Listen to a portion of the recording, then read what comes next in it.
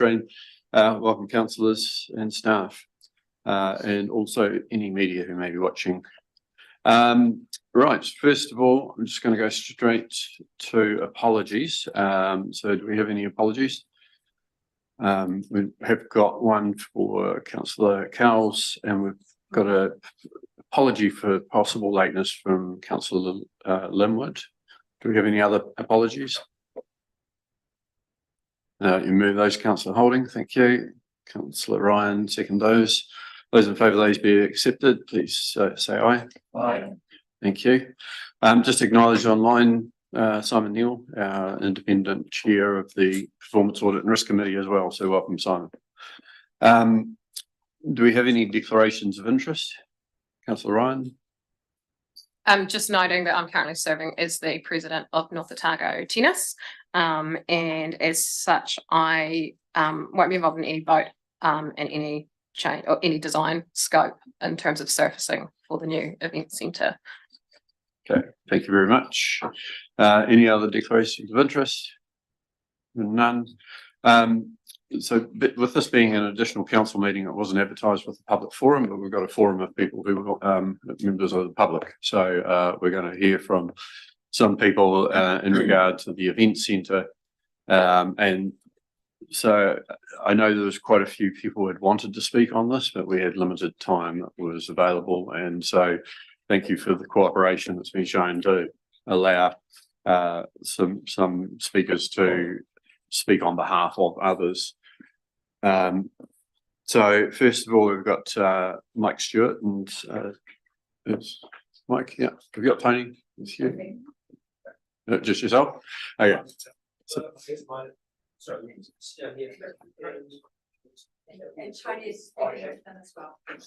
okay, right. So Tony, if you just join Mike. So we've allocated the normal 5 minutes per slot. So that's you need to try and keep to that as much as possible so we get through everything by 4 o'clock. Thank you. Right, for those of you who don't know me, my name's Mike Stewart. I'm a manipulative and sports physiotherapist. For the last 40 years, I've been dealing with sports injuries from grassroots through to elite level. What goes up must come down, and how and what we land on makes a massive difference to the injury profile. When we look at research, there's a higher risk of injury on any artificial surface as opposed to natural turf or clay. Jumping, cutting and landing sports, basketball, netball, futsal and volleyball have the highest risk of traumatic and overuse injuries. They also have the greatest volume of players. Good shock absorption properties help cushion the landing impact on muscle, joints and bones, reducing the risk of sprains, strains and more serious overuse injuries like bone stress syndromes, stress fractures and tendinopathy. Well-designed sprung flooring reduces peak vertical ground reaction forces and therefore reduces the potential risk of injury. Each sport has its specific needs when selecting or designing sports flooring to optimize performance, but also to potentially reduce injury. This adds massive challenges when designing or deciding on flooring for multi-use stadiums. We have the responsibility to ensure that the stadium flooring we choose is the right product for the majority who use it. Do it once and do it right, because anything less is a legacy we end up living with.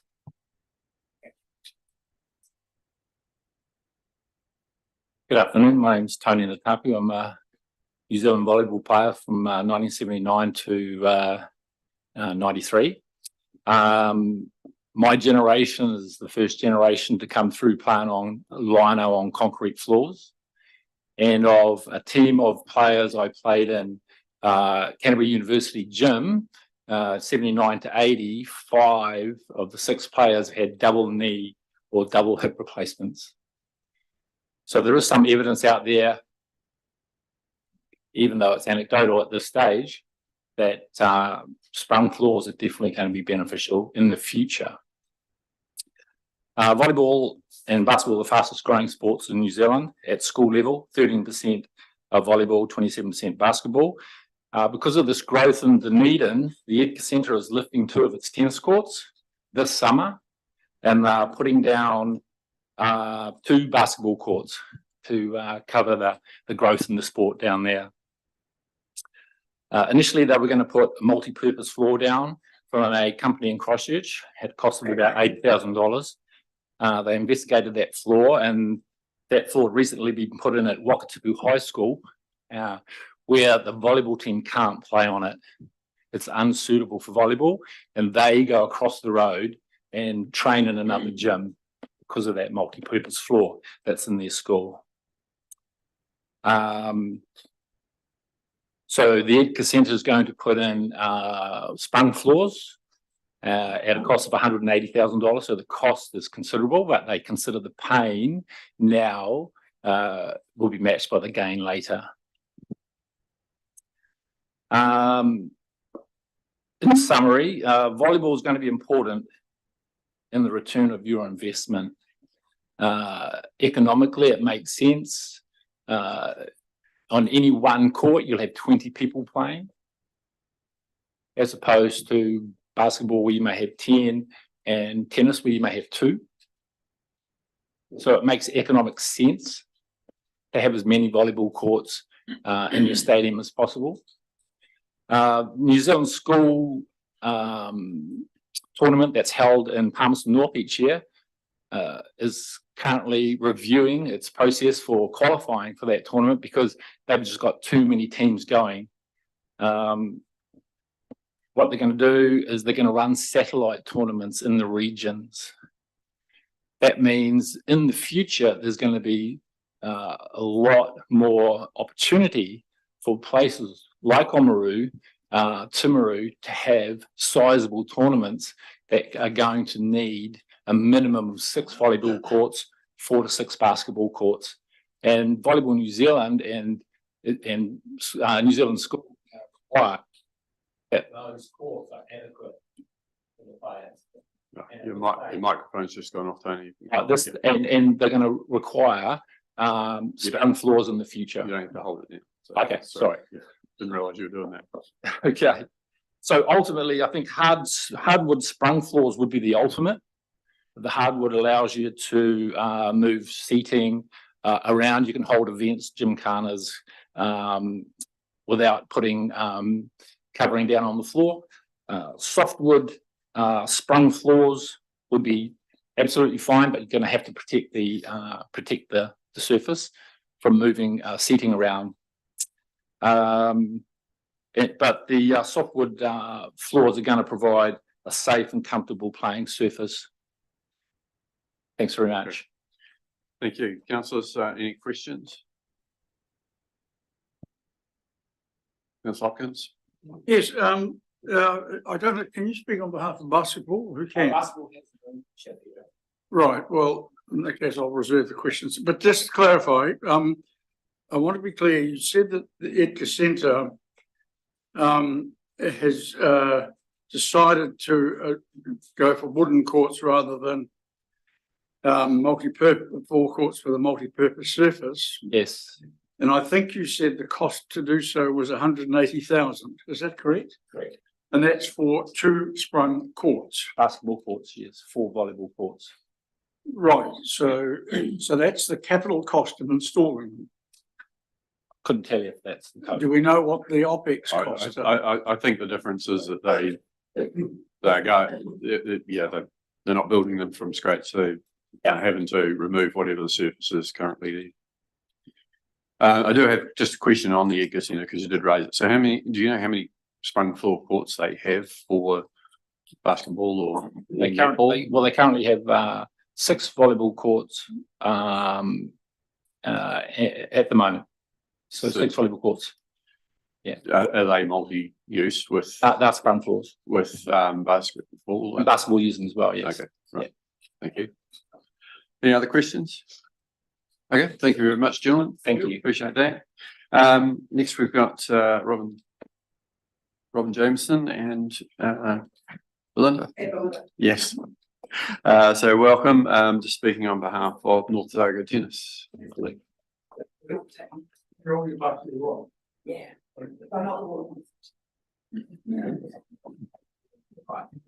Okay. Thank Floor is you. yours. Hi, I'm Belinda Hurst, the Deputy vice president of I was going to say New Zealand tennis. Let's not go that far just yet. North Otago tennis. Let's just Aspiration, yeah. and yeah, I was born with a tennis racket in my hand, so I'm here for a very passionate reason. I work in education, so I also understand the bigger picture around what's happening here as well. And Robin, Yeah, I'm obviously involved with Otago tennis as well for many years, and I oversee the junior program at the moment within North Otago tennis. so we're both passionate about sport, not just tennis. There's many players from the tennis scene that do play every sport that's looking at going in there, plus a few others that probably haven't been mentioned. And both of our families also play tennis and play a number of other sports. So we're sort of looking from the greater good as well, but we're also here just to speak on behalf of tennis specifically for today. So a couple of things I want to point out first is in the needs assessment and feasibility studies that have been done since 2016. The reports concluded there was a lack of indoor facilities for netball, basketball and tennis. There certainly is a lack for netball and basketball, but there's absolutely nothing for tennis at all in the Waitaki area. And it also relates to the investment objectives that were also in the policy, studies that were brought out too. Tennis is a growing sport in Waitaki, and Robin will talk about how much it's growing, especially in the past 2 years since we've really put in place a really good coaching system and structure that's going in, which is actually quite a feat because our courts only allow us to play for 5 months of the year. Having any courts available in an indoor facility would allow us to play, train and practice all year round. And bottom line, we need to consider the wider Waitaki community to cater to our community, and we need to future-proof as many codes as we can, and we want tennis to be one of those codes. Cool. I'll just talk a wee bit about the growth of the sport. Basically, we cater for the ages from, well, we've had as young as 3 register all the way through to 87-year-olds. So we've got those age groups that we're carrying forth in the Waitaki district. We're one of the few sports that has masters events and tournaments that are held in the Waitaki. So we're encouraging the older generation to get out and be active. The juniors numbers are up 500% in 2 years. I think we've got, this year we had 200 kids registered within our junior programs this year, which is a great achievement. We're delivering tennis to schools, primary schools. We've delivered to over 1,500 students in the last 12 months in the Waitaki. The seniors, they've had a steady numbers in the last 2 years, and will grow to in the upcoming years due to a number of juniors we have coming through. So they'll filter through into our senior ranks as well. So, which is very good. The masters, which is 30 plus, we've had good growth in that age group over the last couple of years, up 150%, as you can see. And we also have a large Pacifica community that actually play the sport. I don't know if people realise that, but you know, there's a lot of Pacifica people out there playing tennis. I think it's their first chosen sport over the summer when you look around the areas, so, which is really good, really great to see. Just some success that we've had over the years. We've just won the Otago Inter-Club doubles grade. So that was just last week. Premier doubles grade. So we've got a team that's entered in that competition down there. The Masters team have been undefeated for the last year against all other regions. And the senior rep team, we've got third in the southern regions, beating regions like Southland for 2 years running. So we're actually going pretty well in that space. I'll pass you back over to Linda. I'm just going to talk about the future for a moment. So we want, looking at the work that Robin's done over the last couple of years and knowing the kids that we have, we've got, I would probably could pinpoint 3 or 4 kids that could actually be up there with national champs.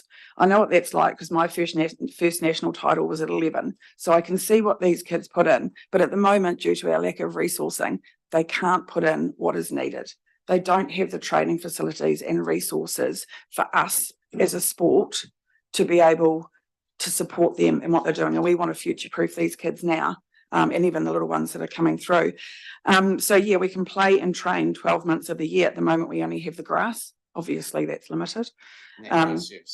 The grass, yeah. Everyone else plays on, you know, carpet or pixie paved. Yeah. Indoor courts would make it access for all of the community to access for the rain all year round and nights, because we don't have anywhere that's floodlit to play as well. We can also, there could be people that play throughout the day. I know when I was in Auckland, midweek ladies was huge. Very short season as well. if we want to train, if we want anything, we have to go out of our area. So we're traveling, I know I travel close to the South Island just to go and play tournaments, because there's not enough in our area that we can do. We also talked about employment opportunities. We had 2 ITF, that's the International Tennis Federation.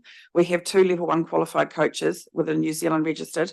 We have 5 registered assistant coaches and 4 community play providers and a part-time admin person, and a very proactive committee. The other thing we talk about is health and wellbeing and resilience. I see in the strategic framework that's there.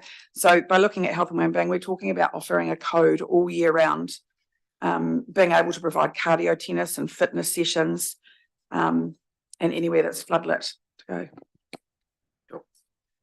Speed through this. Yeah, just talk about the surface. Just with the initial proposal, it was to have a mixture of sprung and synthetic. That was to cater for a broad range of different sporting codes, and if that was possible, it would be a true community event centre. Obviously, everyone would be able to use it, so not just some. So all sports like netball, indoor cricket, futsal, soccer, handball, hockey, rugby, marching, kids events, parties, car shows, trade shows, bouncy castles. So if we're able to use, a synthetic surface of some sorts, and you can use a wider range of footwear on it rather than sprung floors. The cost of synthetic, from what I understand, is similar to lay, but over the maintenance over the years, it's only requires half the amount of maintenance from what a wooden floor does, from what I understand going forward is cost wise. So yeah. Belinda, do you want to do a bit of a summary?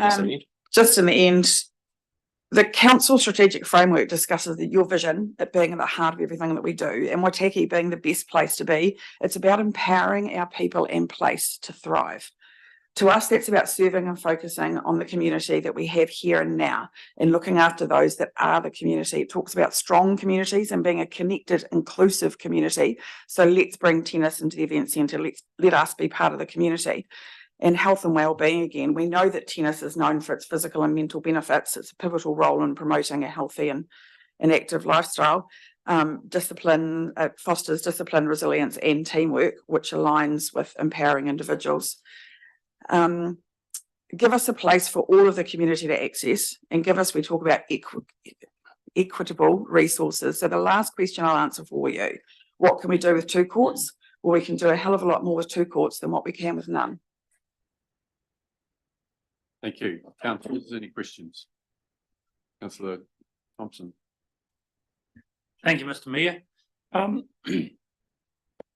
How much in the way of funding has North Otago Tennis committed towards the event centre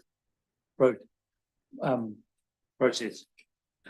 We haven't been in any part of discussions that have been held previously or approached by anybody or done that. We can have some that we can put into it, but we believe there are also other codes that are getting sports catered for that haven't put money into. So it's a conversation that we could have. Thank you. Just supplementary to that,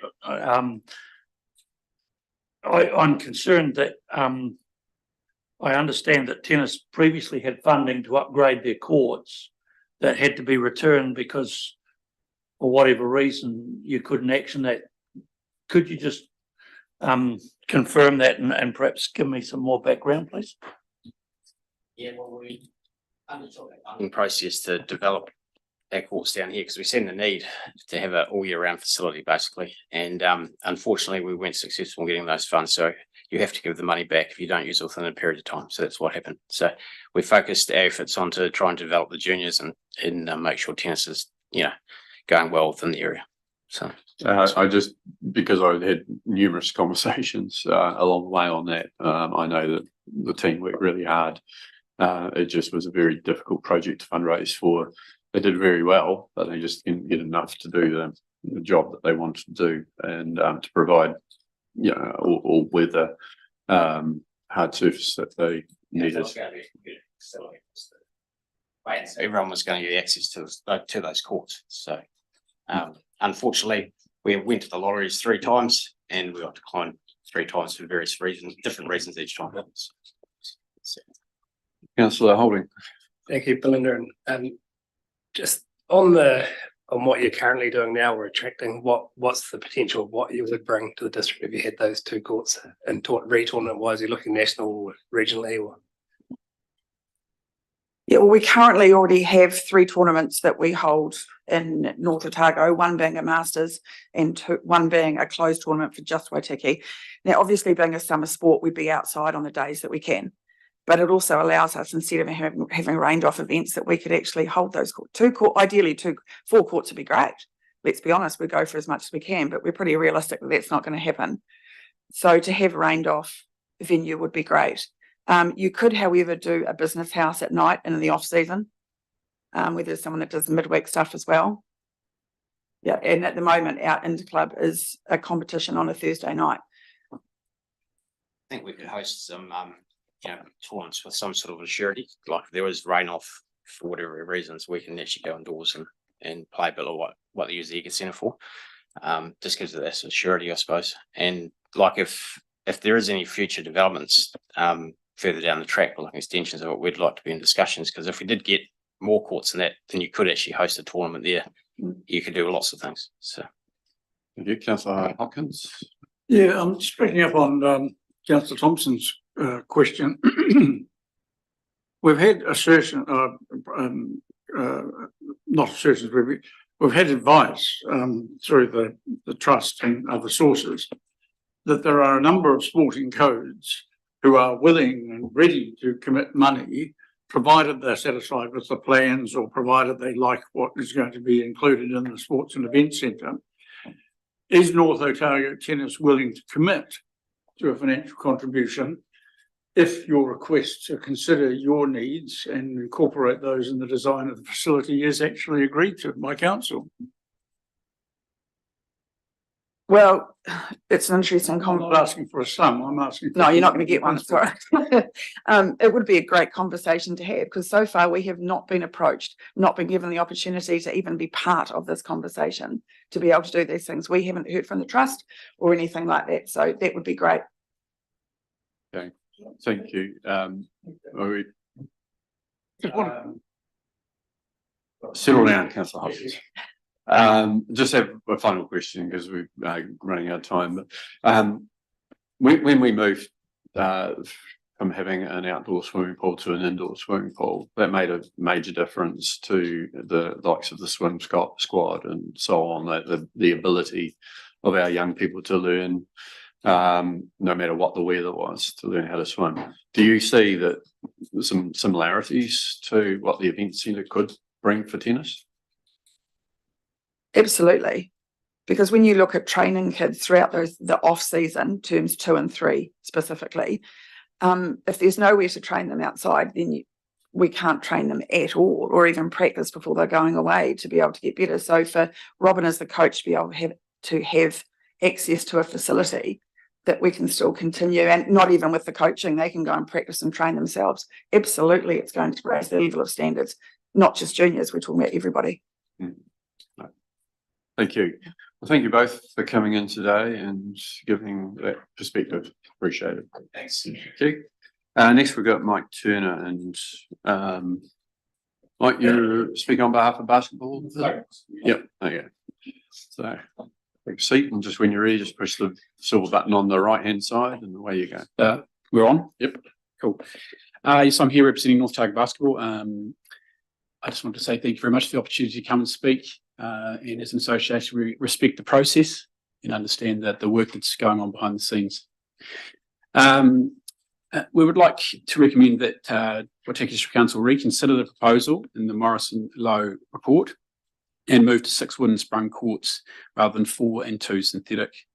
Basketball, along with volleyball, as was mentioned before, the 2 fastest growing sports in the country, with the introduction of 3-on-3 to the Olympics and numerous professional leagues. We believe it's only going to get bigger. Previous to other submission, we have also put in here about our local competition, which we thought was really important as an association. We run 3 full nights of basketball between May and September, Monday high school, Tuesday primary school, Wednesday intermediate age. 28 teams playing on a Monday. Due to the number of teams and only having 2 courts at this time, we're finishing at 10 o'clock at night, which is far too late to be finishing in 2024. We're going to have to limit the number of senior teams potentially. Tuesday, we saw 17 teams this year, Wednesday, 16. Those numbers are definitely going to grow. There is no doubt. That's a total of 61 teams. And if you're talking 5 people playing on the court at one time, that's 300 young people in Oamaru playing basketball on a Monday, Tuesday and Wednesday night. And like I say, that number is going to grow. With 6 wooden courts, we would be able to see the sport grow even further and spread the games over the night to finish at a reasonable hour. $45 a court fee, for an hour. If we're talking that much money, we're at 30 games. The income there you can see is pretty good over 3 nights. But in terms of representative basketball, with only 4 wooden courts available, we would be very limited in hosting any tournaments at a regional and South Island tournament level. Currently, Dunedin is hosting a number of tournaments because they have 7 courts available. And in turn, this brings in a lot of revenue for the region. South Island secondary schools last year in Dunedin brought 80 teams over 8 days. In discussion with Basketball New Zealand, they have said to us that they see Oamaru as a great central point. We actually sent a secondary schools basketball team to a tournament in Nelson. That becomes unaffordable for our kids. It's too far away, and the cost of getting there is pretty insane. So, for hosting tournaments, it's a pretty central place to restrict travel. A requirement is, though, for those tournaments, that you must have 6 or more wooden courts available. So we'll miss any of these tournaments with only 4 courts. 80 teams at a tournament, it's at least 400 players. They're all going to need somewhere to stay, right? At $200 approximately for a motel a night, that's some big dollars for the economy. This could easily book out 100 motel spaces, but, that's just pie in the sky figure. But it's going to bring in dollars. These teams also need to eat and they need to drink. Timaru's, they only have 3. And they've said that was, that's going to be huge costs now to add on to something that's already there. And if they have their 6, we may miss out. As an association, we would be deeply disappointed if there were only 4. Every 3 or 4 court stadium that we've gone into, they're all saying the same thing. They're saying we needed 6, we should have gone with more.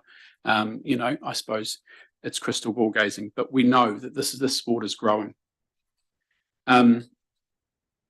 The advice from them is to spend a little bit more money now, and it's very tough to add it on in the future. 2 people we scoped or spoke to, and I know that Tony's already mentioned the Edgar Centre, but Greg Brockbank from Basketball Otago, his advice was hardcourt options would restrict the involvement of wider and bigger tournaments, as I said. 3 courts might give us a small zone tournament. Those zone tournaments only bring in a maximum of 15 teams at a time. They've found more courts. They're not only able to spread games out on basketball nights, but they can share spaces with other sports as well on those nights. And booking the rec centre now on a Monday or Tuesday, Wednesday night is impossible because basketball dominates because we need those courts. His words were that 6 courts would potentially put North Otago on the map for South Island secondary schools and national basketball tournaments. Blair Crawford from the Edgar Centre, he's the manager there.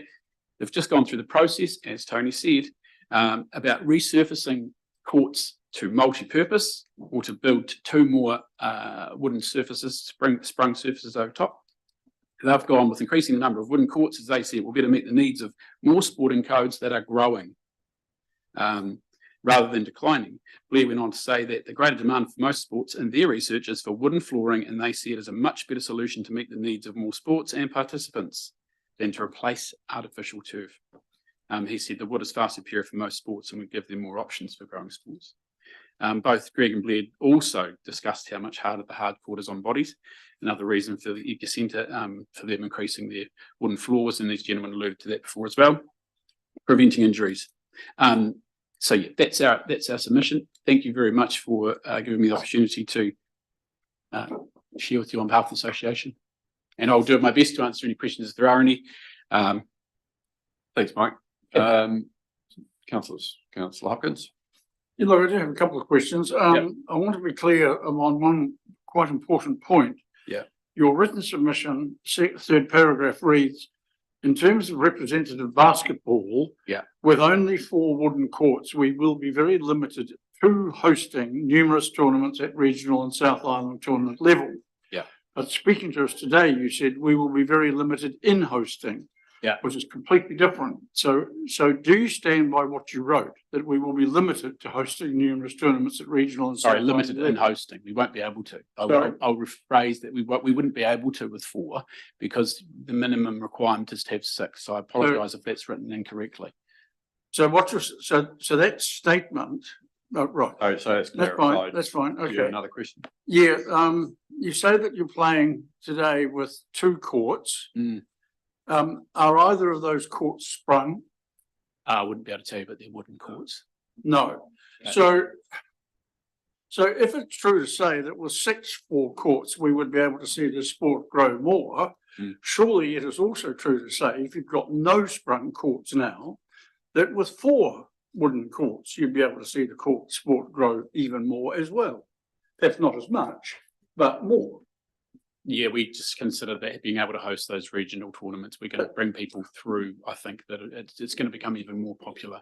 One very final question then. Yeah. You say Basketball New Zealand sees Oamaru as a great central point. Yeah. And then you go on to say, but a requirement, which I presume is theirs, but a requirement is to have 6 or more wooden courts available. Mhm. How much money has Basketball New Zealand pledged to the construction of the Sports and Events Centre? So we're sort of in a similar position to tennis where we haven't really had a lot of engagement, I guess, in the process. That's not to say we wouldn't look to invest in things moving forward. Councillor Thompson.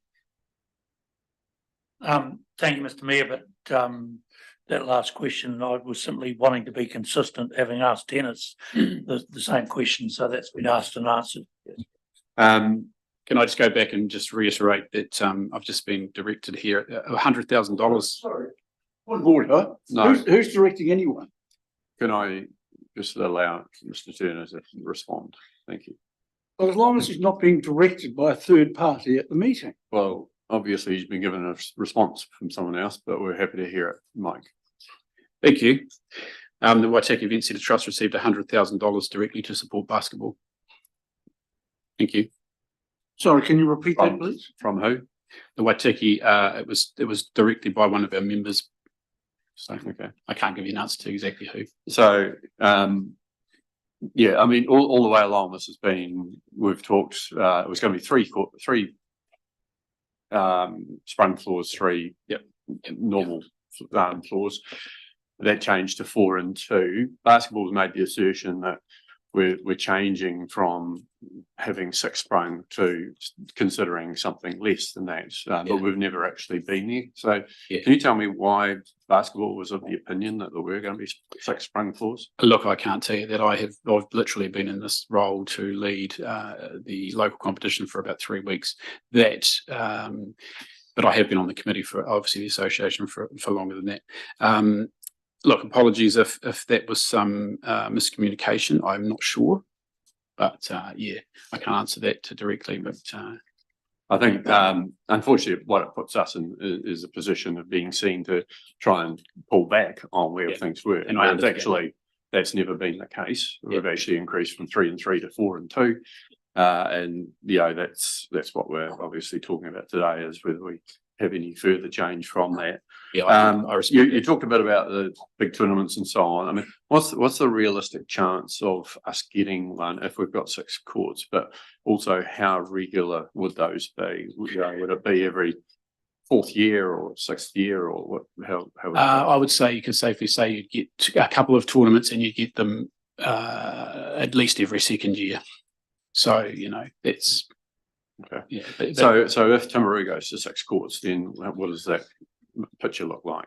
You know, well, they obviously it does get shared around, but they could be looking at the same. I don't know. I couldn't answer that one directly. Sorry. Yeah. Okay. That would be my estimate. Yeah. Any other questions, councillors? Thanks very much, Mike. Appreciate you coming in, and yeah, it's good to hear the numbers are doing so well in basketball. So yeah, I appreciate the opportunity. Thank you once again. Thank you. Right, next we've got some representatives from netball. I haven't been told who's going to be speaking on behalf, so come forward and introduce yourselves.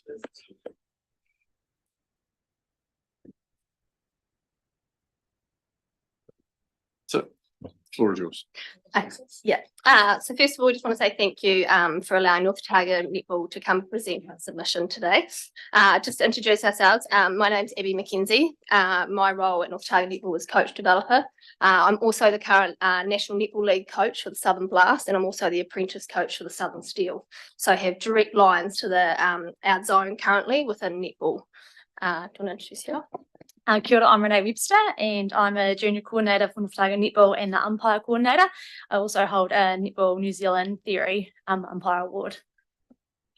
Kia ora, I'm Margaret Williams. I've been involved with education for the past 40 odd years, recently retired and now am employed by North Otago Netball as their administration officer, a past player, umpire, coach, and absolute fanatic about netball. Good to see you've still got your hand in there, Margaret. Right. Alrighty, so North Otago Netball supports the centre having 6 wooden courts, and our rationale was under a few points as follows. First of all, we'd just like to talk about our growth within North Otago Netball. Our growth is across all genders and our player base is increasing. Given the surface of the current courts, we're unable to play our current local competition on the wet courts. In 2023, this season, we had 21 senior teams, 15 secondary school teams, 18 year 7, 8 teams, 20 year 5 and 6 teams, 15 year 3 and 4 teams, and about approximately 40 year 1 and 2s. This equates to about 900 registered netballers currently in North Otago, with our numbers and growing, and this includes 43 registered males currently. Our growth is shown from 2020, we had 43 teams and junior teams, In 2021, we had 47 teams, and in 2023, we had 59 teams. So that growth rate shows what we're predicting going forward. It is in these junior areas especially that the most growth is occurring, and it is our aim to keep these young people involved in the game of netball.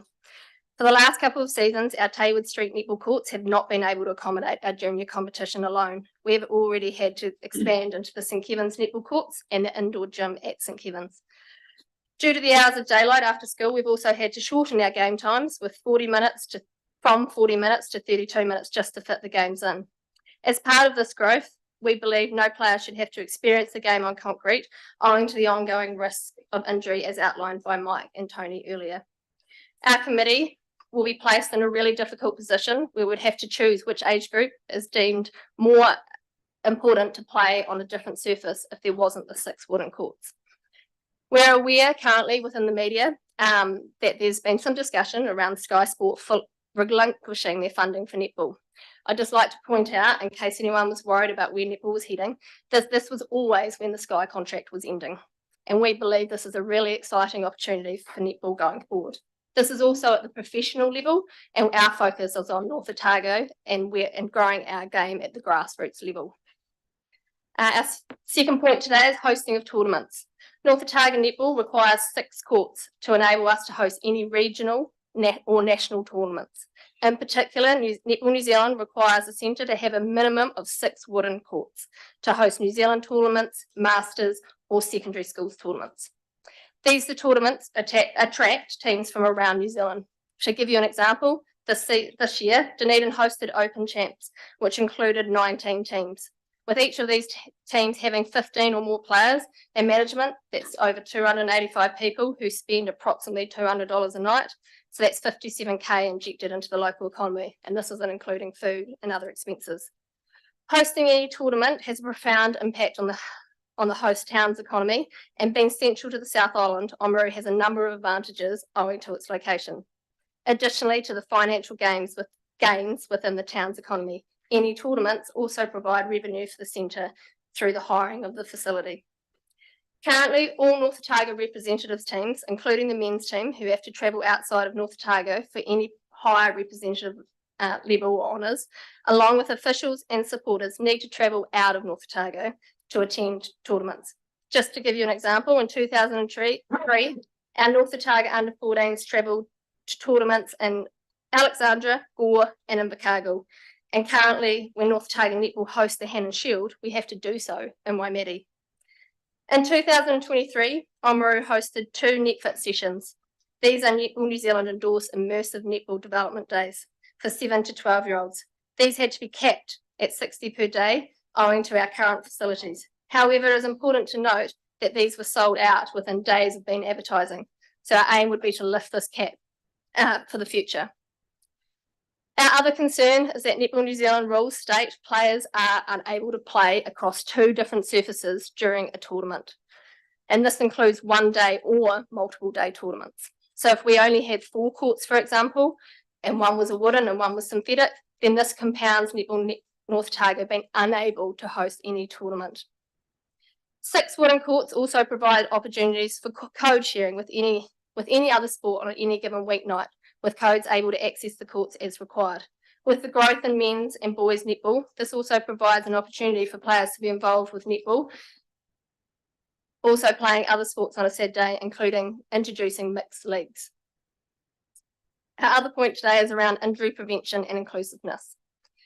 Netball has become a faster and more physical game, and we currently have players leaving the sport earlier than they would otherwise, owing to injuries sustained on concrete and the ongoing impact on bodies from landing on concrete that it creates.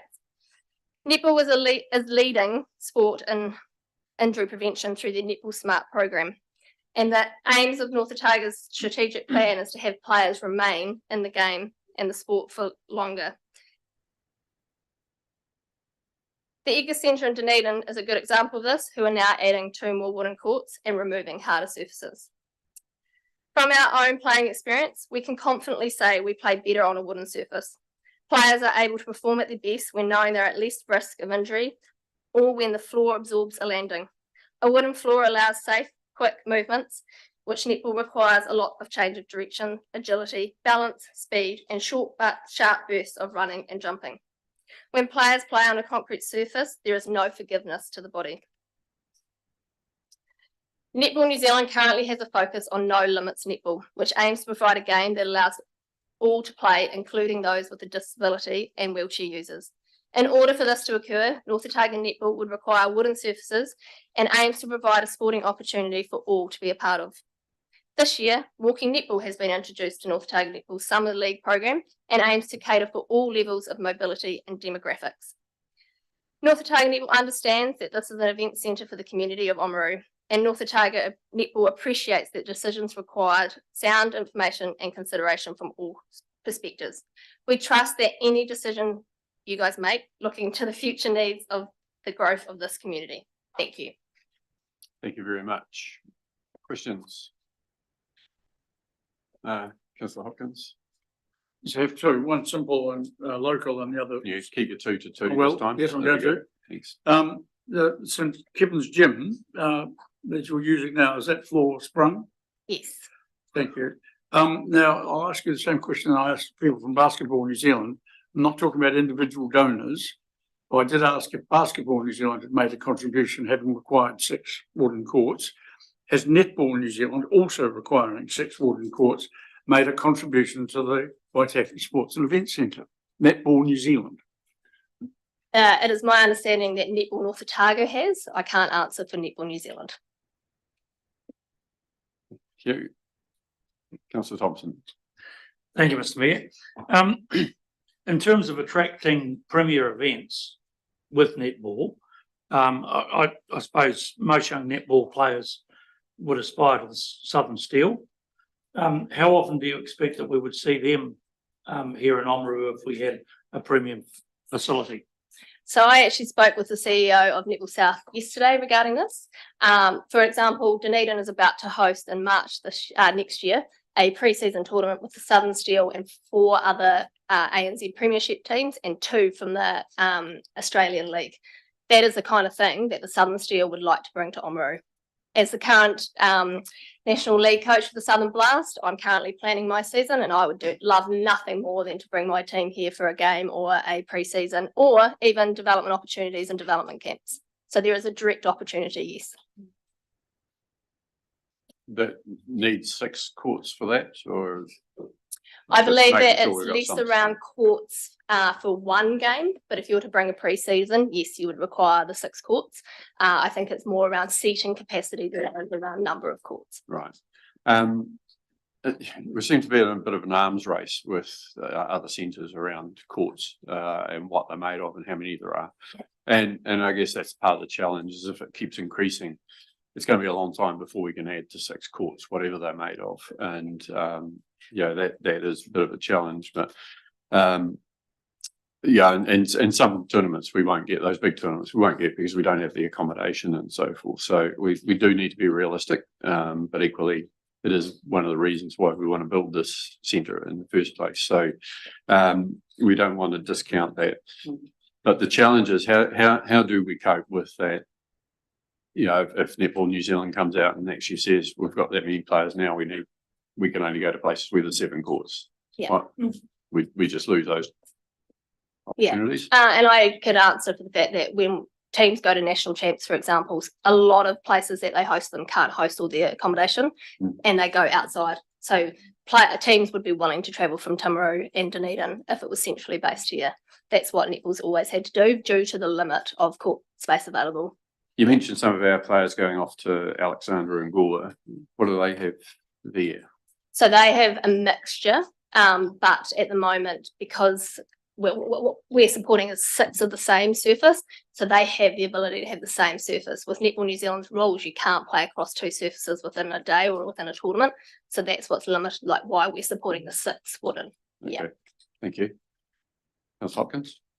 Supplementary question. So if you agree that there are instances where larger tournaments, say based in Dunedin or Timaru, might outsource games, surely the 6 minimum court number would not, I mean, surely the number of courts here would be added to the number at the other major venue rather than Netball New Zealand insisting that any adjunct centre has 6 as well. Sorry, I think you misheard me. I said they'd outsource accommodation, not the games. Oh, right. Okay. Deputy Mayor Halalele?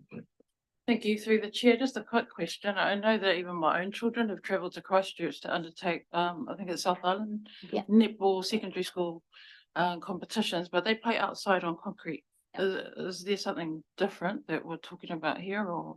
That's because Christchurch has been a central location and has had that historically, but you'll see that that's actually moving indoors next year because they've got a purpose-built stadium. Thank you. Well, thank you very much for coming in and giving your perspectives. It is appreciated, and yeah, well done. Thank you very much. Thank you. Councillors, because we've got a very interested crowd, we will move straight to item 7.2, which is the Waitaki Event Centre. And Mr. Palmer, do you want to introduce the report? I will. I might not mention number of courts. I'd like to start off by thanking the many people who've been involved in getting us to this stage. Too many to name, but I will just thank a few people. Eric van der Spek is the project manager who has been chief of herding everyone around getting this moving forward. I think the Event Centre Trust for all their efforts in raising the funding, the members of the project board in moving this project forward, Doug Hurst in particular for the personal support that he's given to this project. I'd also like to thank our preferred contractor that was selected in the procurement process for their help, their accommodation and their flexibility in dealing with our many demands and trying to accommodate everyone's needs. There are many more people that I've missed off that list, too many to mention in this introduction, because this has been a long-running ambition for the community and for this council to provide a modern sporting event centre and facility for the community. The latest stages of that were a needs assessment and feasibility study back in 2016, which was followed by investment logic mapping and business case in 2021, which set out the ambitions to improve participation in sports, enhance health and well-being, but also leverage potential economic benefits from this as well, particularly from events. I'd also add to that, which wasn't mentioned in the investment logic mapping, which is a particular view for the community in terms of the facilities and the amenity that we provide in the district and in the main town in the district that are really important to our local community and our local economy in terms of both retaining and attracting the people we need within this community and seeing that we're competing with many centres that have many more things to offer, and we need to make sure we provide the amenity to retain and attract the people we need to fill the jobs in our important local businesses and in our important public services. So you have within your report there details of the facility that are set out. Just to make sure it's absolutely clear in terms of what's being recommended for agreement here, the facility design is designed to be delivered in phases, and the recommendation today is to agree to deliver and contract for the delivery of phase 1 and provide the facilities that are set out on page 99 of the agenda pack. The secondary phase around grandstand and offices for North Otago Rugby would be contingent on fundraising. And you'll see in the North Otago Rugby letter that's appended to the report that there isn't expectation that that be funded by the council, and it's clear that they expect to undertake fundraising efforts to deliver that. You'll also see in there is provision for further expansion of the facility if funds were raised to provide additional courts in there. I want to highlight the sections around funding and risk. In particular, that not all the funding has been secured. So 28.9 million of the 32.6 million required has been raised if the grandstand demolition and the associated depreciation funds were included in that. So that leaves 3.7 million shortfall to deliver that phase 1. In terms of mitigating the risks, there's some important steps that have been taken in there. So first of all, the procurement route of getting a fixed price contract is a major mitigation of the price risk. We've seen that construction costs have been going up by significant amounts, more than the general rate of inflation over the past 18-20 months. And the fixed price contract prevents the potential for the overrun of costs. But that fixed price expires at the end of February. So we're working within a limited time here in which to be able to secure that price. In terms of the remaining gap, we've had indications of more funding to come from some of the funding bodies, but that's conditional on the project having started. They need to see the project started and to be able to agree to fund some of the fit out and meet some of that gap that's in there at the moment for the full project costs. So that places us in a position where we don't have the full project funding, but we have not promises, but commitments, serious commitments to look at additional funding proposals and an indication that those be seen favourably by two bodies in particular. So we've also looked at this in terms of how do we mitigate that funding gap. And so the proposal is that any contract, if it is agreed to be entered into, would be structured around 2 stages. Stage 1 being the core build of the building, the facilities, with stage 2 being elements of the fit out and additional things that we'd like to see on there, but are not necessarily needed for the immediate start of running the building. So this allows us time to continue to do the fundraising to meet all of the costs. But gives a clear steer that if the community wants the facility that it desires, then it needs to continue with the fundraising efforts to provide all the things that the community wants. There are also potential savings in the project's budget. There's a very healthy contingency in there, and in any construction project, the biggest risk is what lies in the ground, or what might lie in the ground. We believe that when the project has started, once it gets out of the ground, there is potential to reduce that contingency there based on the remaining risk that is left. And that should help offset some of the costs. But obviously, we can't say whether that contingency is needed at the moment. So on this basis, the recommendation is there before you to approve the business case, approve the demolition of the grandstand, use the 600,000 depreciation reserves to demolish the grandstand, but also build in large changing facilities that will cater for the outdoor sports, including rugby. to award the contract to Apollo and to delegate authority to myself to finalise that contract.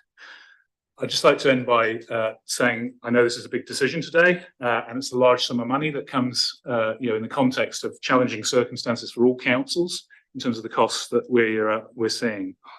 Like all big decisions, it comes with imperfections and it comes with risks attached to it. This is the nature of the business that we're in, and I think if we want, to wait for perfect circumstances and no risk in this project, it'll be a while in coming. It might not come at all, and this chance might have passed us by to deliver a facility that the community wants. So whilst we still have much more work to do to get this facility fully funded, I'd encourage you to have the confidence that we can do this and to have the courage to take the steps to invest in this project and the district and the community's future. I'll just hand over to Eric if I've missed anything else to say. I think that's quite comprehensive. Happy to take questions as the councillors deliberate. Okay, so questions, Deputy Mayor Halalele. Probably not a question, but I'm going to take this as an opportunity. I just want to highlight how exciting, like this project is, and it gives our community a lift in terms of our collectivism and just seeing all the sports codes that are here. Thank you so much, as our CEO has mentioned, for all your hard work. And I know there's a lot of volunteer power that sits in behind it. So some of the themes that I'm hearing, and I just want to quickly summarize just some of the themes that I've heard from the public forum today is around future proofing. It's around participation, it's around health and wellbeing, also acknowledging injury and prevention and hosting opportunities. But in saying that, I do acknowledge that some of the codes, we shouldn't be competing for this, for what type of services. We should be trying to come here unified and working together. And that's some of the concerns that we have obviously here is around the cost, the affordability for our community. So those are some things that we need to kind of work through, but I'm fully supportive of this opportunity. We've been waiting a long time. I don't want, like some of our children or even grandchildren to go without a really fit for purpose facility. So I'm fully supportive of the recommendations as it stands. I don't have any questions. I just want to move it and look at a second. So we'll take that as your contribution as a member on the project board. And so I'll just check whether Councillor Ryan has anything also to add before we do go to questions.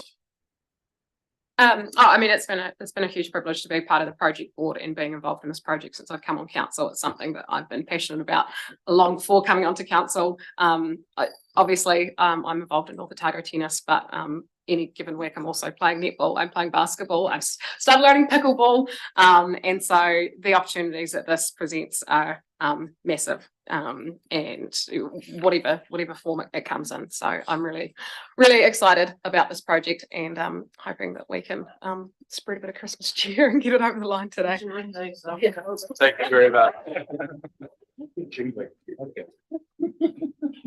Jingling with excitement. Right, we are asking just for questions now. Councillor Percival, thank you. This question is favourite to Eric. Been a supporter of this project from its inception, but I'll just remind you of one thing that I'm sure, correct me if I'm wrong, that was stipulated that a shovel wouldn't go into the ground until such time as we had all the funding in the bank. What happened to that aspect? I can't speak to any specific decisions or conditions that I recall from any council resolutions to that end. So yeah, I can't really respond to that at this point of time. We are where we are. We've been relatively successful as far as getting funding from a number of funding agencies, including the Waitaki Community Trust and lotteries. They have opened the door for further contributions. Time is running out on us, and unless we push go on this project in the very near future, we'll find ourselves confronting raising costs and potentially the future withdrawal of some of our current sponsors. And some future sponsorship is largely contingent on seeing progress made on the build. So essentially, that is the situation we're faced with at this point in time.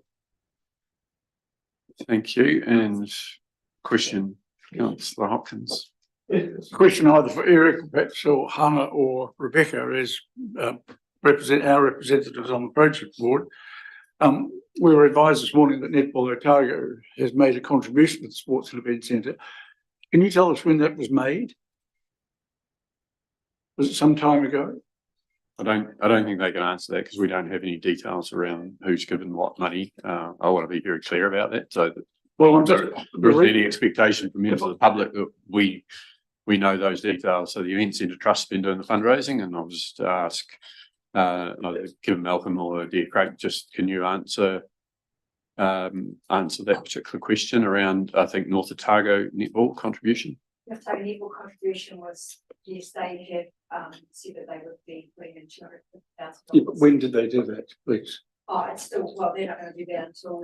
No, sorry, when, so the question I'm trying, when did North Otago netball make the commitment to contribute 250,000? I believe it was a couple of years ago. I believe it was right at the start. And at that time, did the design scope include or actually identify 4 sprung and 2 synthetic courts? The concept wasn't finished by that point. We didn't have the Morrison law. It would have been post the original business case, which was 3 and 3. Right. So the contribution from netball, North Otago netball, was made at a time when they would have been led to believe that the Sports and Event Centre was going to have 3 sprung and 3 unsprung courts. They did say at that meeting that they would be wanting 6 sprung courts.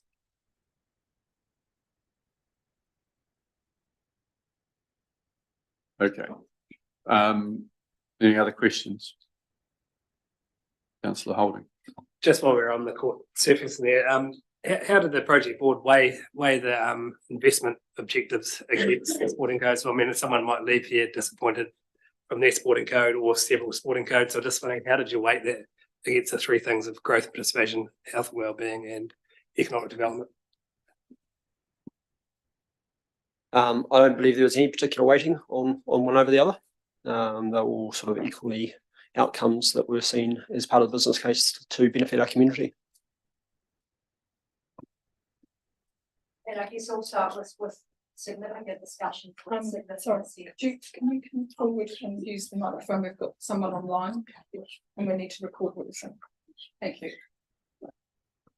So we've done, the Trust has done significant calling and research into various centres around New Zealand as to what would they do if they were building a 6-court stadium, given in mind their experience now and where they see the sports are going, and they all said we would not go synthetic, we would absolutely go wooden sprung floor, and that was the suggestion.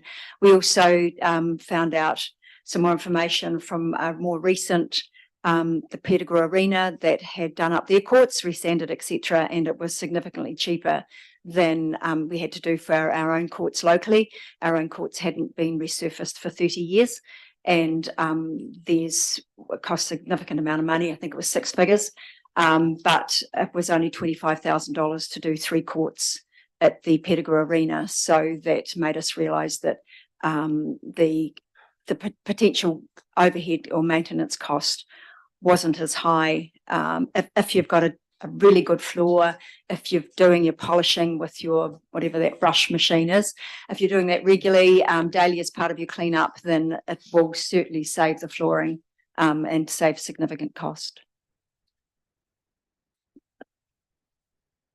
Councillor Hopkins. I'm not sure that was an answer to Jeremy's question, but for the record, and I will ask a question. I attended as a council representative, having been asked to attend a project board meeting 2 or 3 weeks ago because other councillors were unable to attend. At that stage, the discussion was in relation to courts. There was a discussion and a vote, and the vote went 4 sprung, 2 unsprung. Subsequently, 2 members of the project board appear to have changed their minds. So what I want to know is, when did the project board do this intensive and extensive research and investigation, and why has none of this come to us sooner? basically, we've had a week or less than a week to contemplate this recommendation, which moves from 4.2 to 6. So I'm curious to know how long the project board's been involved in this process and when did it commence its detailed investigations? So hand to Mr. Van der Speek.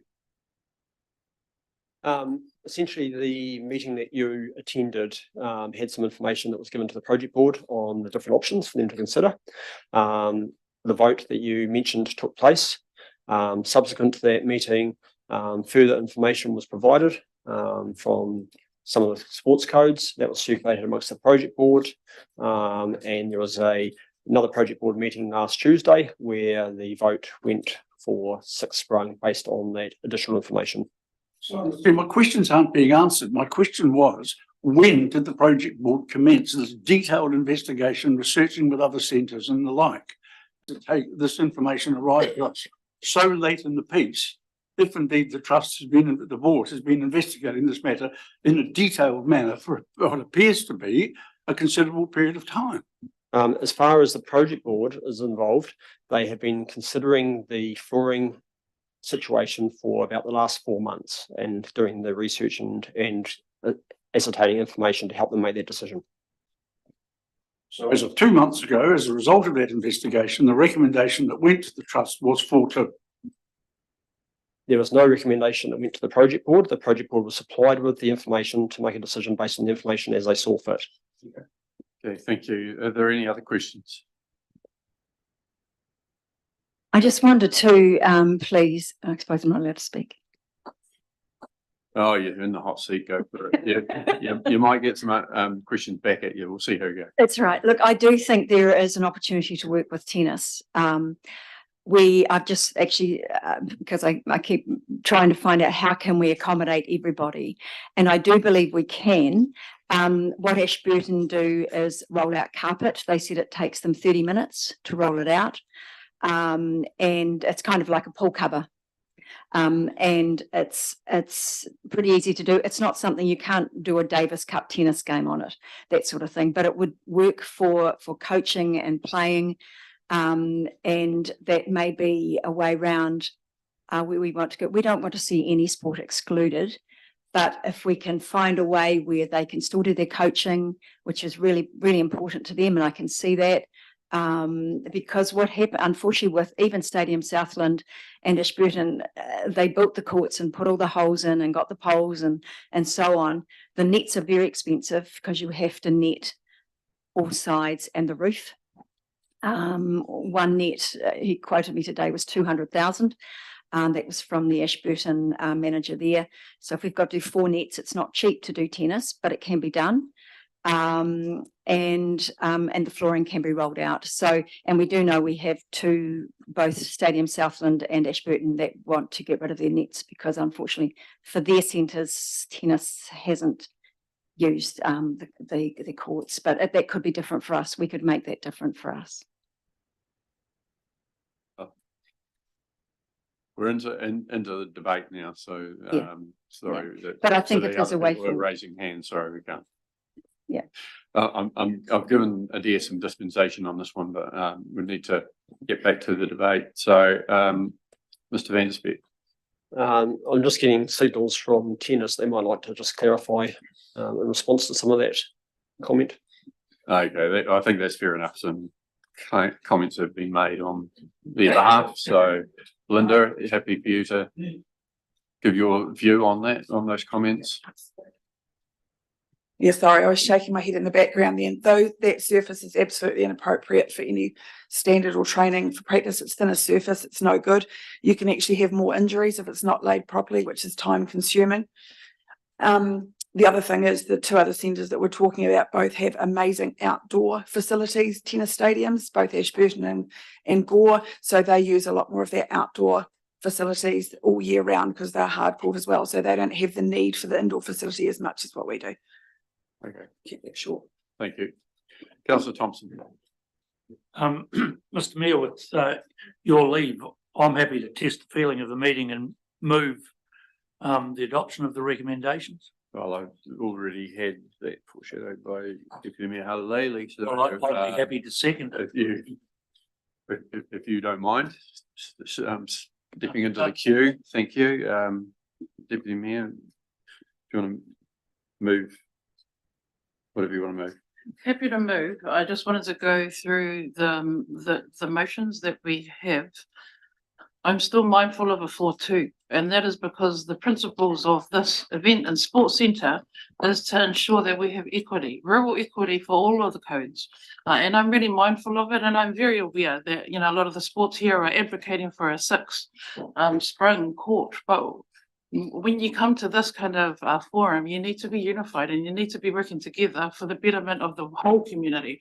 I haven't seen any community groups come in here yet. I haven't seen any of the commercial or any of the other organisations around the events that they would be having.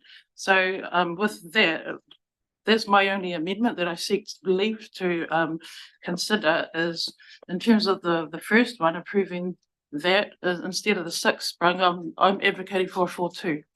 If there is a seconder for that. Well, I'll second that. So I'm going to Councillor Thompson, who indicated he was next in line. So are you willing to second that? No,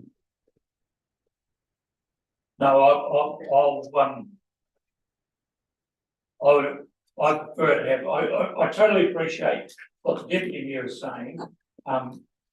So I also think that I would like more information, so no. Thanks. I'll second that in that case, Mr. Chair. So move Deputy Mayor Haley, seconded Councillor Hopkins. We'll deal with these this particular one by itself. So we'll take that as the motion. So debate on the motion. We go through it one by one. So we've just moved the first one with slightly amended to the motion is approves the post procurement business case for the Network Waitaki Event Centre, noting the chain, keeping the design scope for sprung and 2 hard surfaces, whatever they're called. Okay. So do you want just to say anything more?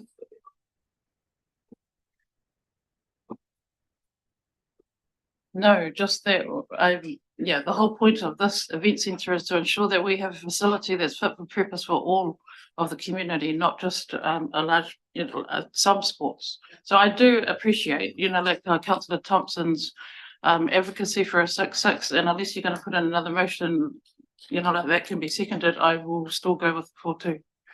So Councillor Hopkins, you seconded that, and you go next. Yes, I will, if I may. The reason that I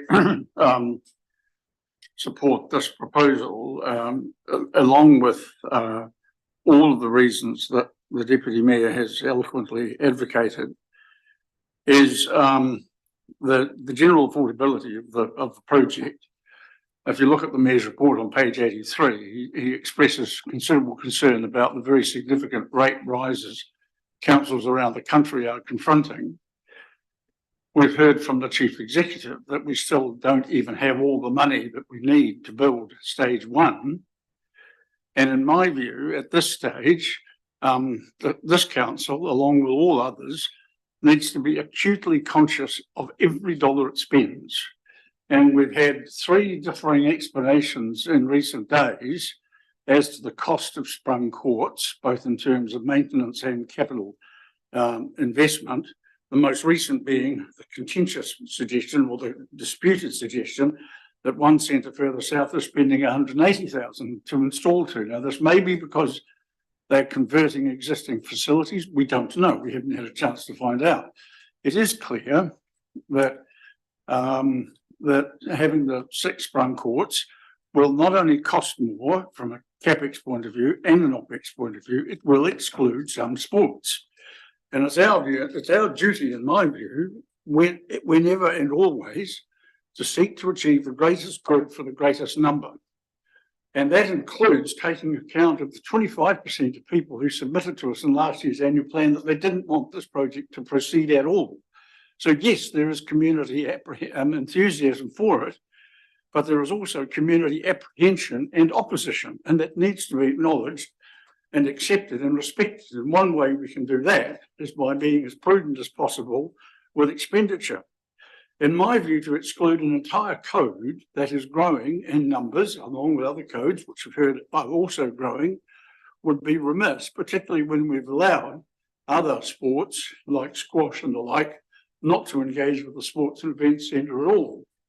We have a Morrison Low report that identifies OPEX cost annually of 1.3+ million and income from the centre being 160,000. So there's a massive gap. And in my view, again, that justifies absolute focus on affordability and inclusivity. And I would just conclude by noting two things.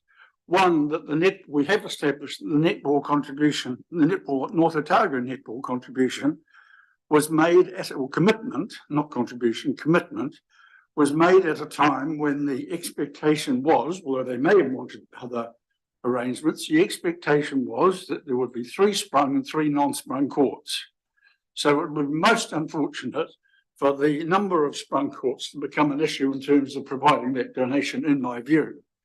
And I also note the sporting codes generally, and it's not just in this instance, we've had similar examples with rugby and with cricket.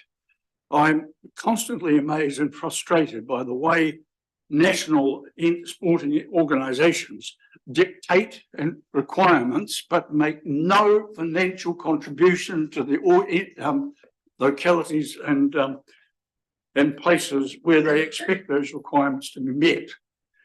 They're far too hard-headed to actually invest in things like this because they know that effectively they run at a loss.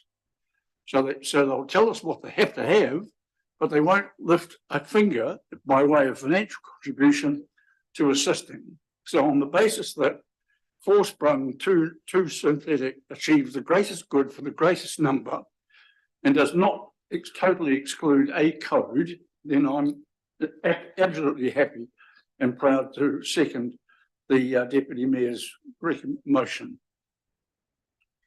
Okay, any other speakers? So the motion? Number 1.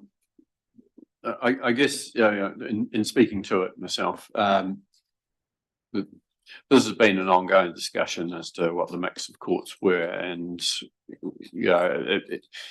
we have gone from 3 and 3 to 4 and 2, and now it's proposed 6. And the challenge, I guess, is that how do we make sure that we've actually got an event centre? We've talked all about sports. We've had ideas to comments around asking other facilities, what would they do differently around sports, and it's been about the 6 sprung floors. We haven't talked at all about the events side of things. We've had some information on that, but it's always the name was deliberately changed from a sports centre, a sports stadium, to an event centre. And that was very deliberate because we want to make sure that it actually catered right across the board for different types of activities. So there have been far too many discussions being had by too many sports groups that have not included us. And this has led us to the conundrum that we've got in front of us now. We're basically, for the last week, we've been lobbied, sent information to, had conversations that have been had passed on to us, and it's been very, very frustrating, and it's not been helpful at all. We haven't been unified, and I take Deputy Mayor Halalali's comments as a community. We are wanting to make sure that this facility is inclusive as possible. We did, one of the key things was about attracting tournaments to it, age group tournaments in particular.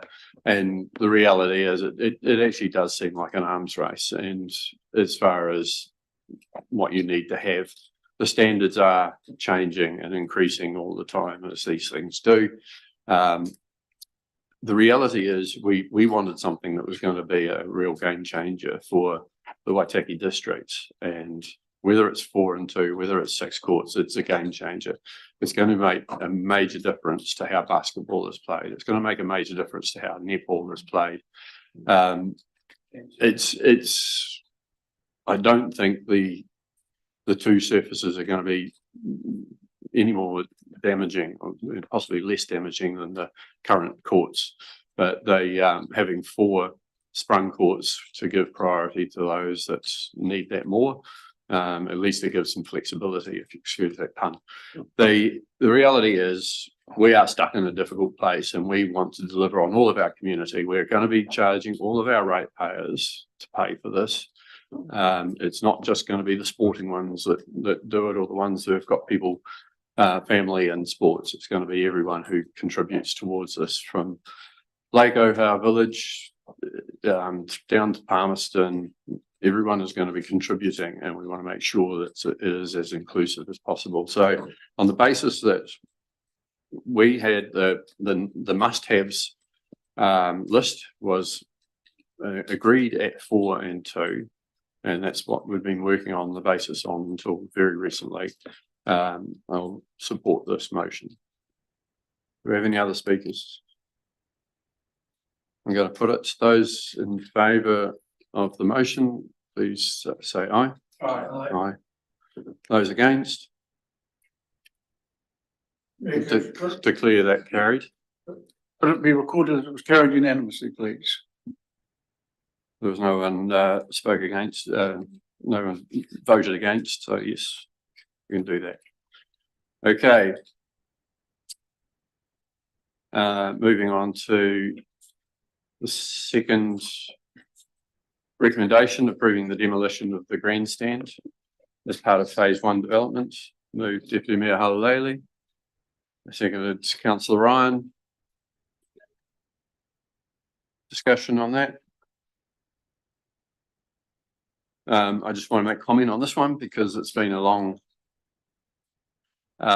discussion getting to this point. It was never part of the original project. It became part of the project again with conversations that were happened without council being involved.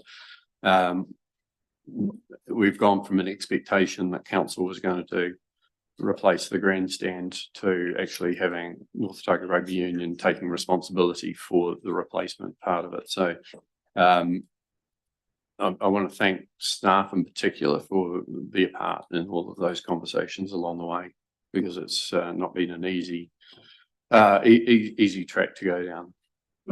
May I ask a question? Yes, certainly. It just relates as much to 3 as to 2, but I think it's important before we vote on 2 to have a clarity about 3. Is there actually $600,000 in the depreciation account relative to this at the moment, or has it been lent out? Most of the internal funds have been lent internally. So yeah, that's correct. There is an available balance in the depreciation fund of $600,000. An actual available balance. Sorry, we've discussed this. If there is not $600,000 sitting in a bank account waiting to be spent on this, there is $600,000 of available funding.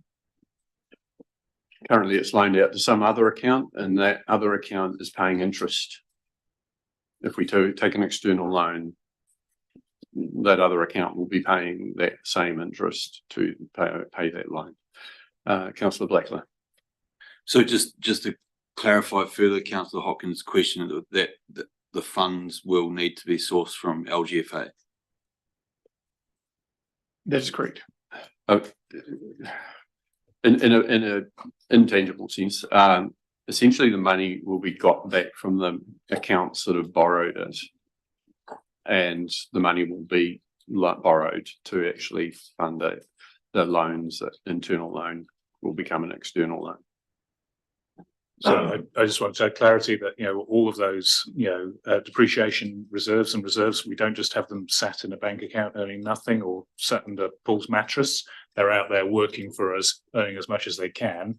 But the consequence of that is there's not money just sat there. We have to rejig the finances in the background, which means an increase in borrowing to enable that to happen. But yeah, the money is actually there in, to be spent on this. It is an actual reserve that is built up. It's just we've reloaned that money out to make it work for us and for the community. Okay, any other speakers to that? We'll put it those in favour, say aye. Aye. and against? That's carried. I just, that was number 2. I'll just move it to A, which is the council acknowledges the North Otago Rugby Football Union's acceptance of complete responsibility for funding phase 2. Perhaps funding the grandstand as a part of phase 2, I think would be more precise. They're not going to fund all of phase 2, I don't think. in phase 2 was the grandstand. So phase 2 covers the grandstand seating and dedicated offices for North Otago Rugby. Didn't I hear Mr. Van der Speck say, sorry, but didn't I hear Mr. Van der Speck say before that there were facilities for a number of outdoor codes, including rugby and things of that nature? I thought, I got the impression that stage 2 included some facilities that weren't rugby specific. Yeah, stage 2 does include an additional set of changing spaces, which would be available for the use of all codes.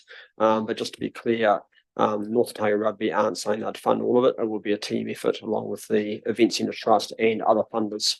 So it's not just North Otago Rugby that we're talking about as far as phase 2 goes. I'd be happy to second it if you had rugby related aspects of phase 2, that they accept complete responsibility. I mean, that's what's intended. Yeah. Absolutely. Okay, so sorry. Acknowledges the North Otago Rugby Football Union's acceptance of complete responsibility for funding the rugby aspects of phase 2.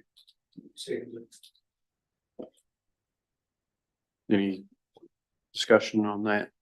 Oh, sorry, can you reread the amended motion or the addition? So, following that we approved the demolition, this gets added to that as 2A. Acknowledges the North Otago Rugby Football Union's acceptance of complete responsibility for funding the rugby related aspects of phase 2. So, Councillor Ryan.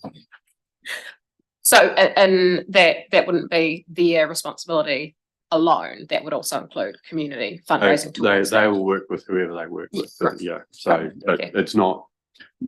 I'm taking our staff away from any responsibility for that, which is the discussion has got to, I believe. So I just want to confirm that as a resolution. Governance advisor.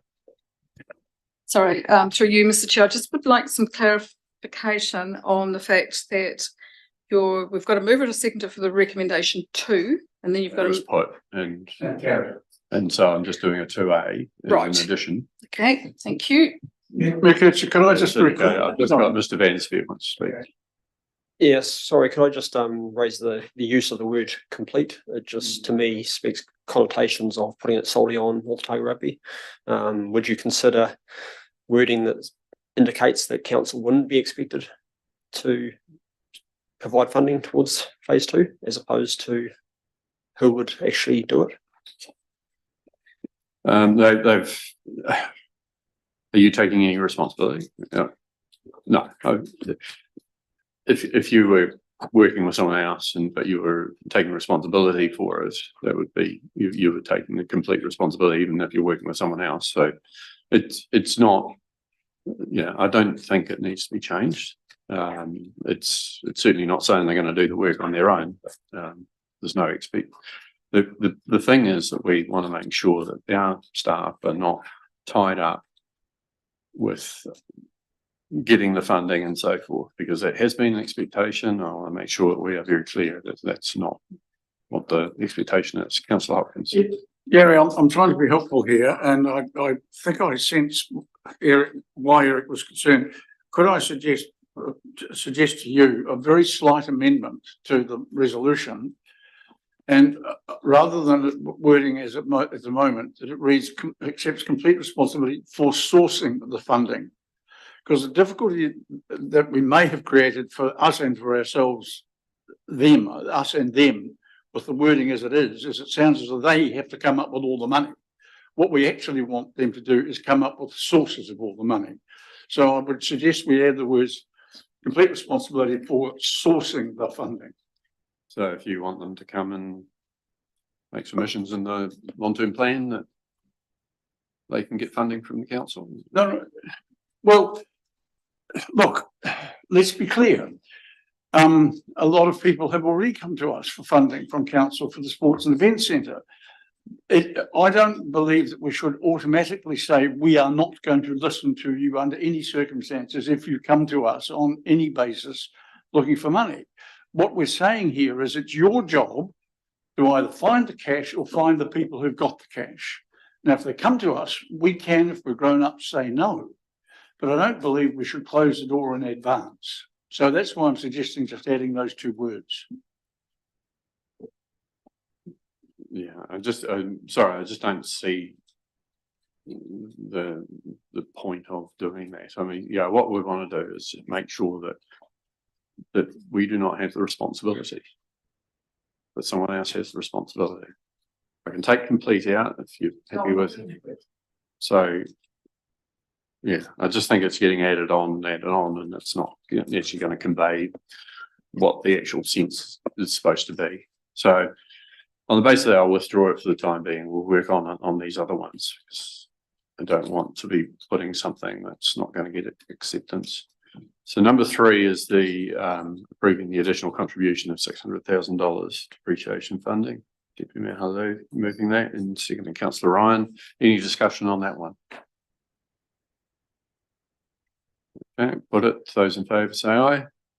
And against is carried. Number 4 approves the award of the contract for the Network Waitaki Event Centre to Apollo Projects Limited to construct phase 1 only.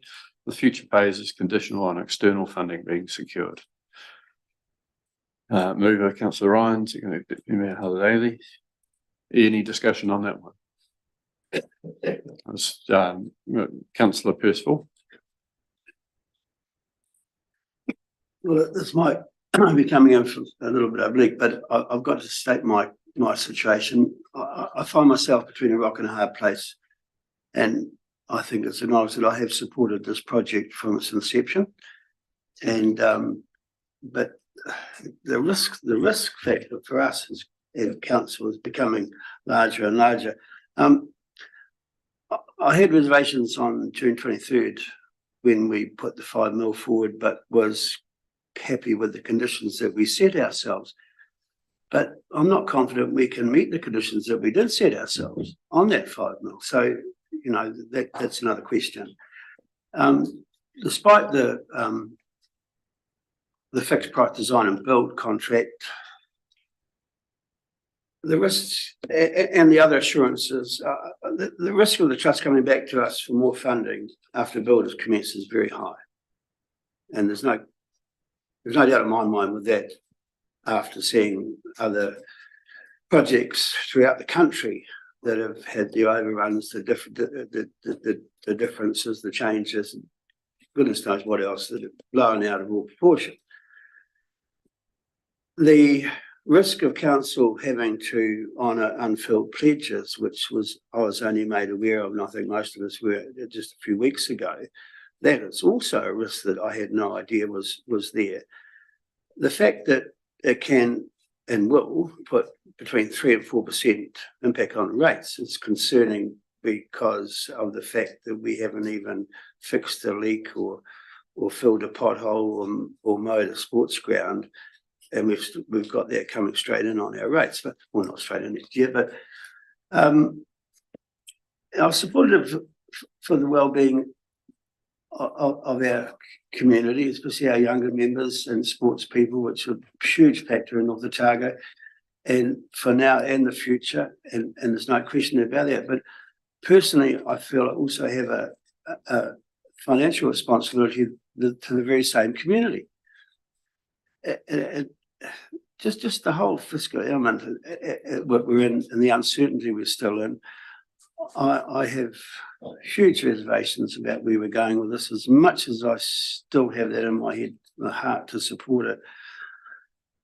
Anyway, I'm just making my feelings known as an elected member and having good communications with my constituents who generally, in fact 100%, or 99% feel the same way as I do.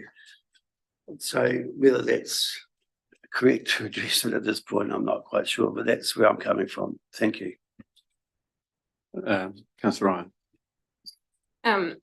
I accept that doing a project like this comes at a cost and it comes with risk. But one of the things that I think is really important to consider is the cost of not doing this for our community. There's a huge need and a demand for an indoor facility in Waitaki, and we've got an opportunity here to create something totally transformational for our district. And the benefits go far beyond just sport.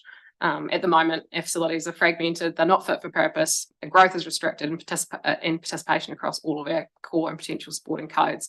We've got an opportunity here to engage with Apollo and create something to help improve community, social and cultural wellbeing and resilience for all, to boost economic growth and attract events to the district and bring money in, instead of driving our athletes and events out of town and restricting opportunities to grow.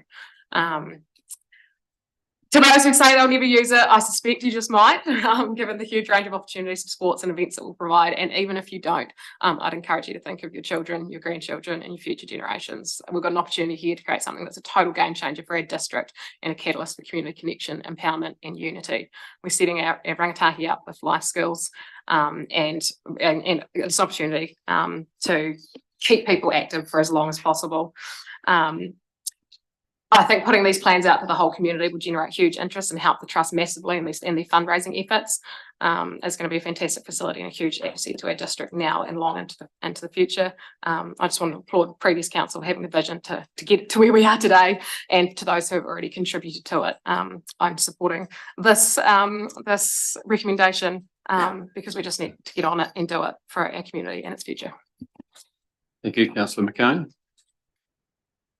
Look, my two previous colleagues have pretty much summed up what I would like to say, but I'd like to commend the project board to get as far as they have, and the fundraising to the date that they've got it to. It's been very well done.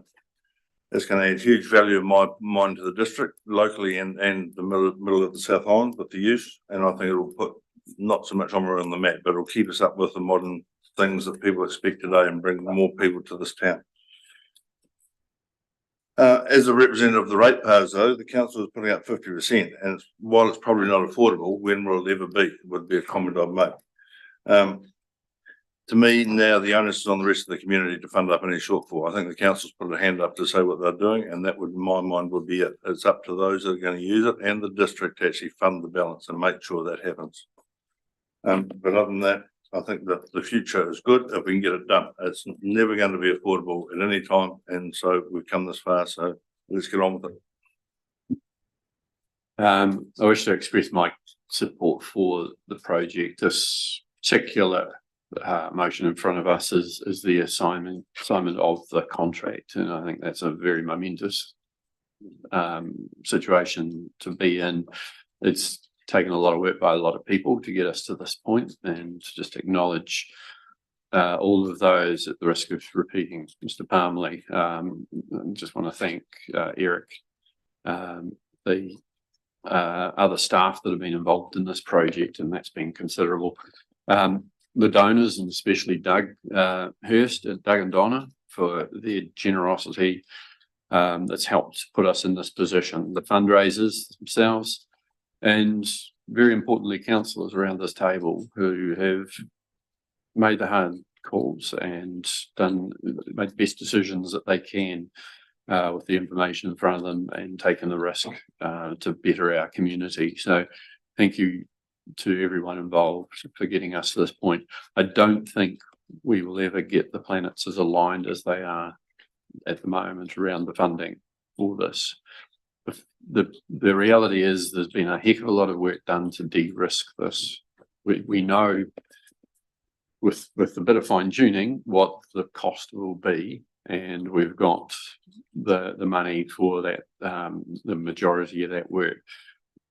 We are carrying a bit of risk around the money still to be raised, but we have reasonable knowledge of where that's going to come from, and that's really important. And quite frankly, some of it still has to come from the community. But it's my intention to acknowledge, to have a further motion once we get through this, that acknowledges that risk that we carry if there is any shortfall. And that is that if there's any saving on the project, that actually the saving comes off the rate demand, the rate requirement. Because if there's any call on further funding that we end up having to meet, it's going to go on to the rate demand. So it's quite fair on ratepayers that if there are savings, then that can reduce our $10 million. So anyway, we'll get to that point. This is about the assigning of the contract. Apollo's done a fantastic job. They've been very flexible, and just thank them for all of their work. And in supporting this, look forward to working with them as they carry out the project. Councillor Blackler and then Councillor Hopkins. Thank you, Mr. Mayor. Under the Local Government Act, our purpose includes the requirements to promote social, economic, environmental and cultural wellbeing of communities in the present and for the future. And there's no doubt the Sport and Event Centre promotes social wellbeing in our community and will provide indirect economic benefits within our district now and into the future. However, under Section 77 requires us in relation to decisions to seek to identify all reasonably practical options for the achievement of objective of a decision and assess the options in terms of their advantages and disadvantages. And there are disadvantages with respect to the economic well-being of many in our community, young and old, at this present time. Recently, I've been speaking with someone who has $50 spare a month between mortgage payments and his usual outgoings. As a business owner, we frequently see members of our community trying to live off superannuation, unable to make ends meet. And as an employer, we're regularly confronted with the reality for many in our community that there is no discretionary funds available even to meet basic living costs. The paradox here is that many of our younger families in the Sport and Event Centre will undoubtedly provide the most social benefit to would be unable to afford access if we try to recoup the true operational cost of running such a facility.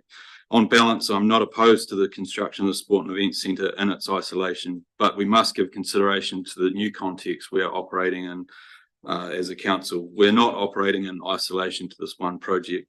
And among other requirements, Section 101 sets out that we must manage our general financial dealings prudently and in a manner that promotes the current and future interests of the community. On the basis of the impact, or at least uncertainty around the degree of impact the change of government will bring, we are not operating in a financially prudent manner. Worst case projections point to significant borrowing to deliver projects within required timeframes and significant lifts in cost to households over the next decade, whatever entity this is ultimately to be charged from.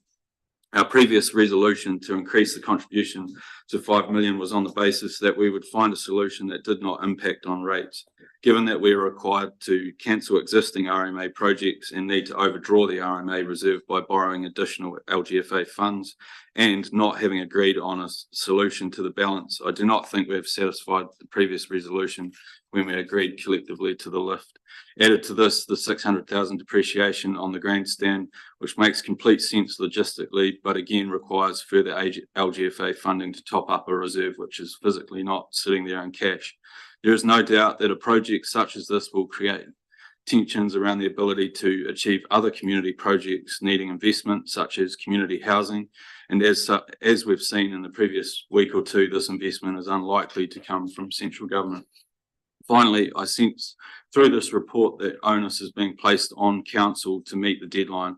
I disagree with this approach. According to the paper received, we have until the end of February 2024 to accept the firm price.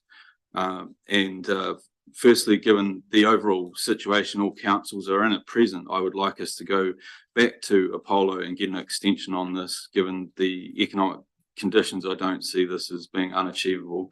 And secondly, the community have still not met the challenge and raised the required shortfall in funds. And frankly, I'm not comfortable with us carrying this additional risk, even with proposed mitigations. As much as I want to go with my heart, I need to listen to my head and my gut. I'll be voting against the recommendation today and am instead in favour of putting this back on the community to raise the shortfall before we sign anything.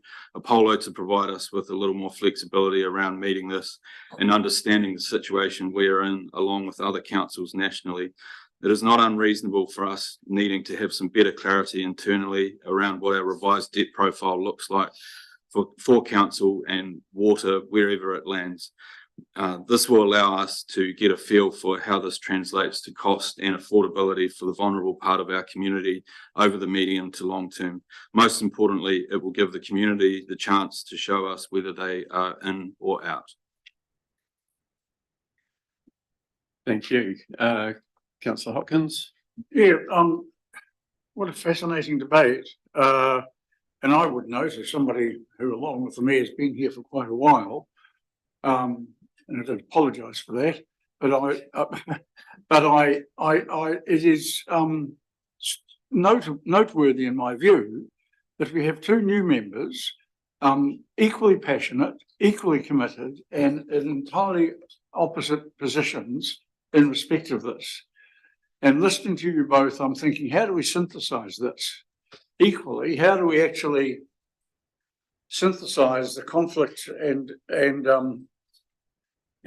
disputes within the community? Because as I said before, I know the chief executive said the community supports this. Yes, to the extent that people in the submission processes we conduct, we've had a majority in favour, but we have also had a substantial minority clearly opposed.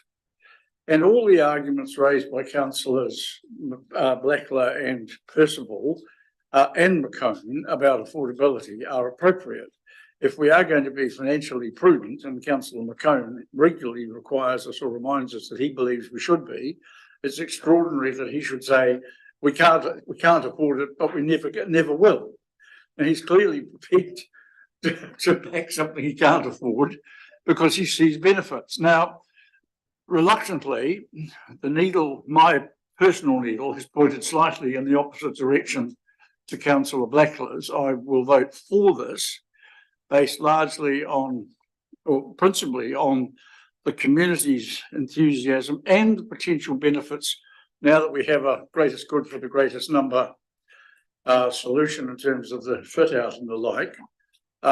There is considerable benefit, but there is also, and opportunity.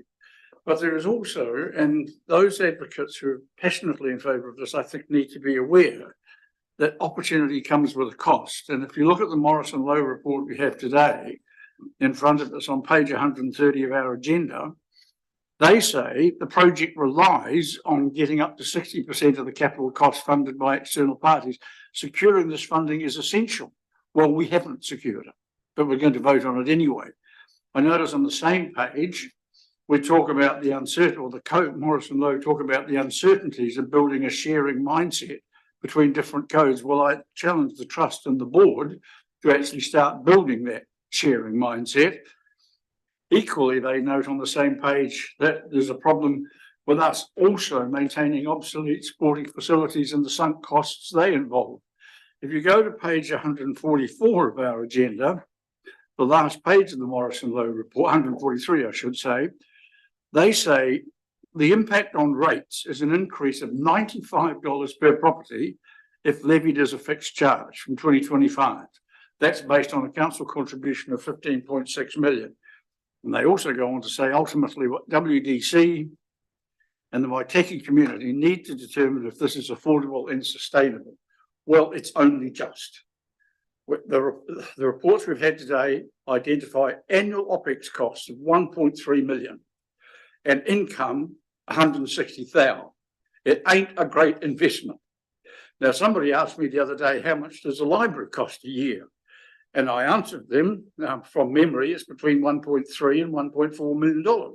And that, in my mind, is excessive as well, along with a lot of other. The Opera House costs us over 800,000 a year. I would like to see us commit, and I'm going to publicly advocate for this around the council table and in public. I would like to see us commit to accepting that there will be no net increase in total OPEX. In other words, if the Sports and Events Centre is going to cost us and ratepayers an additional 1.3, we find 1.3 million in savings or as close to it as possible elsewhere. Now, I'm not asking people to vote on it now, Alex. Don't look horrified. I'm simply saying I commit to constantly, continually advocating for that from now on, because the community has to understand that this opportunity comes at a cost.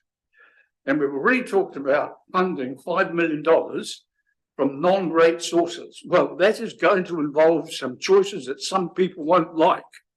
Well, I say this to them, accept that if you don't like that choice, you have to decide what's more important for you. The option of how we fund it or the sports and event centre that is your goal and objective. And people have to start realising that if they want to have affordable rates and additional services, that some unpopular or unwelcome choices need to be made by them as well as us. And that's the challenge for the whole community if we vote as we vote on this today. Thank you. Please don't. I think we just want you to start listing what you're going to cut, but we won't go into that one. That is a debate for another day. Deputy Mayor Halliday and then Councillor Thompson. Thank you through the chair. I can sing you a chorus if you want. No, look, I appreciate Councillor Blackler and Councillor Hopkins' reservations around the affordability aspect, and I also appreciate you considering others in our community that are quite vulnerable and not able to kind of afford a lot of the opportunities. And I guess I just wanted to just to touch on how interesting we debated the service mix, and we heard from all of our sports codes around that. And then as soon as we passed that motion, everyone left. And yet this is the most important motion that we're talking about right now, whether we're going to award an actual contract. So I guess this is a once in a lifetime opportunity that we have. I'm very aware, you know, like an affordability issue, but in uncertain times, we still need to maintain that hope and that inspiration for our community. We have our fundraising trust, and I know that they're here listening, and I know that they will do their best to raise a shortfall of 3.7 million through whatever events and fundraising topics and things that they have. So we talk about financial investment, but we also need to consider the return on investment in our social and community wellbeing.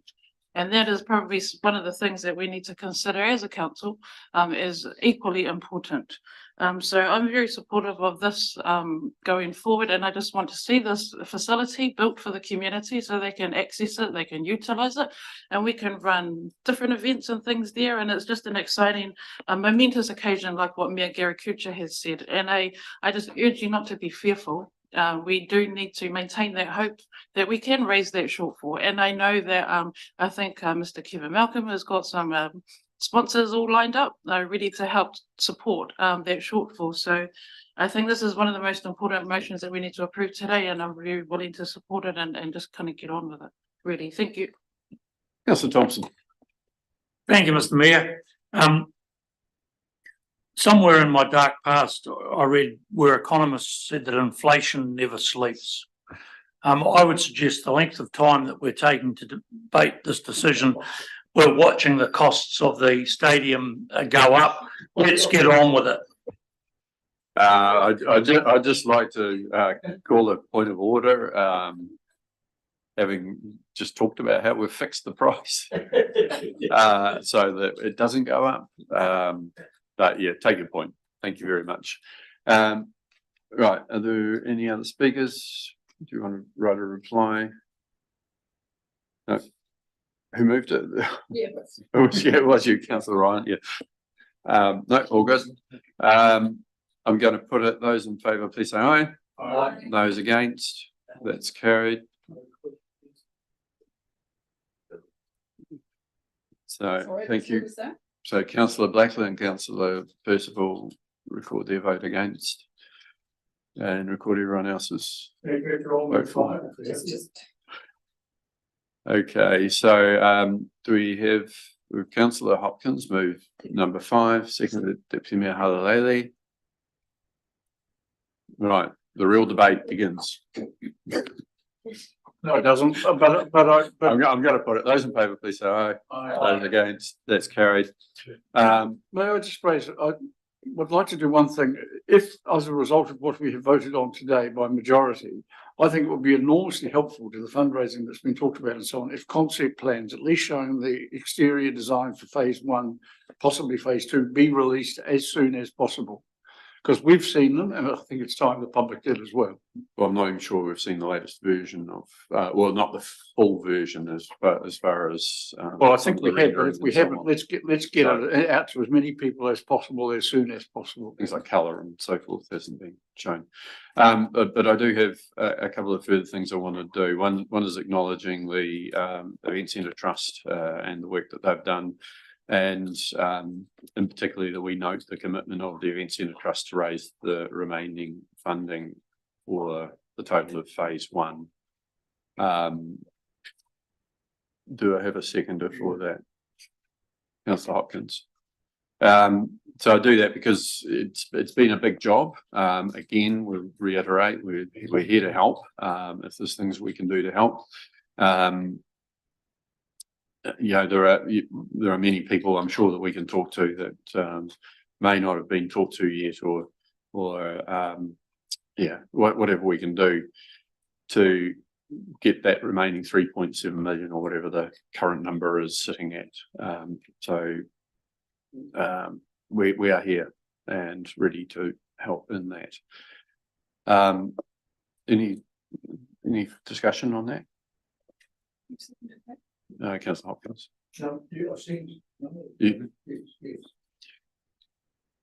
Okay, we'll put it, those in favour, please say aye. Aye. Those against, it's carried. And as noted before, there is the risk that we're currently carrying around if we don't end up with enough money. We think we've managed that very well. But equally, I'd like to make sure that as much as we do carry some risk, that we also benefit if costs are actually less than what's required, so that my further motion is that we note that any saving in the project costs will reduce the rate requirement from council.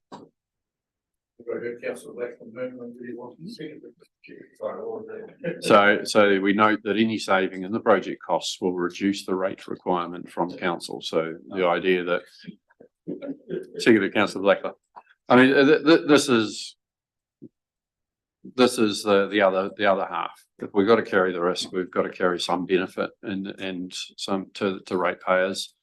That $1.35 million that's quoted in there. I mean, there's some structuring of the loans and so on that we can do to reduce that back a bit, but essentially it's a fairly hefty number. And if we don't end up needing to borrow $10 million because there's actually some savings, then that's going to be very helpful to ratepayers who will be, as part of that 1.35, funding the operational costs as well for the centre. So that's my motivation for putting that in there. It's to counter some of the arguments about that risk that happen out in the community, and say, well, at least we've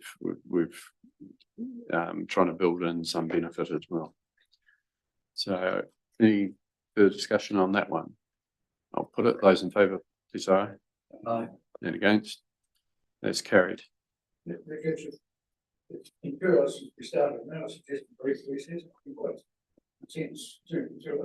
Oh, it's quite relaxing. So it's just a suggestion from Councillor Hopkins. We do have a brief break. So if we could take a 5-minute break and stretch your legs, etc. We'll be back very shortly.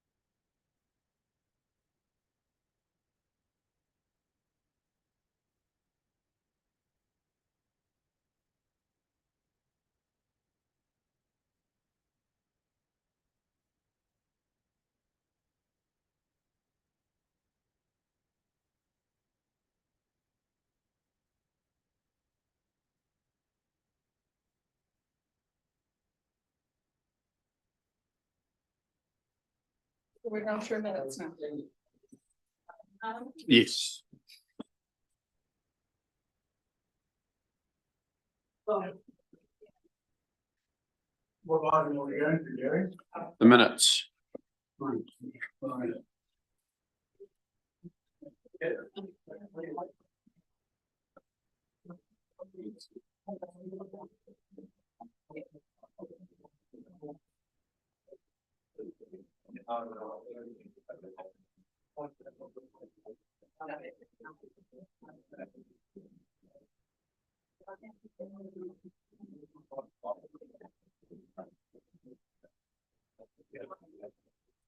Did you have one of these? I haven't had anything. Oh. Seriously, I'm that, my fingers just got frozen on. Sure.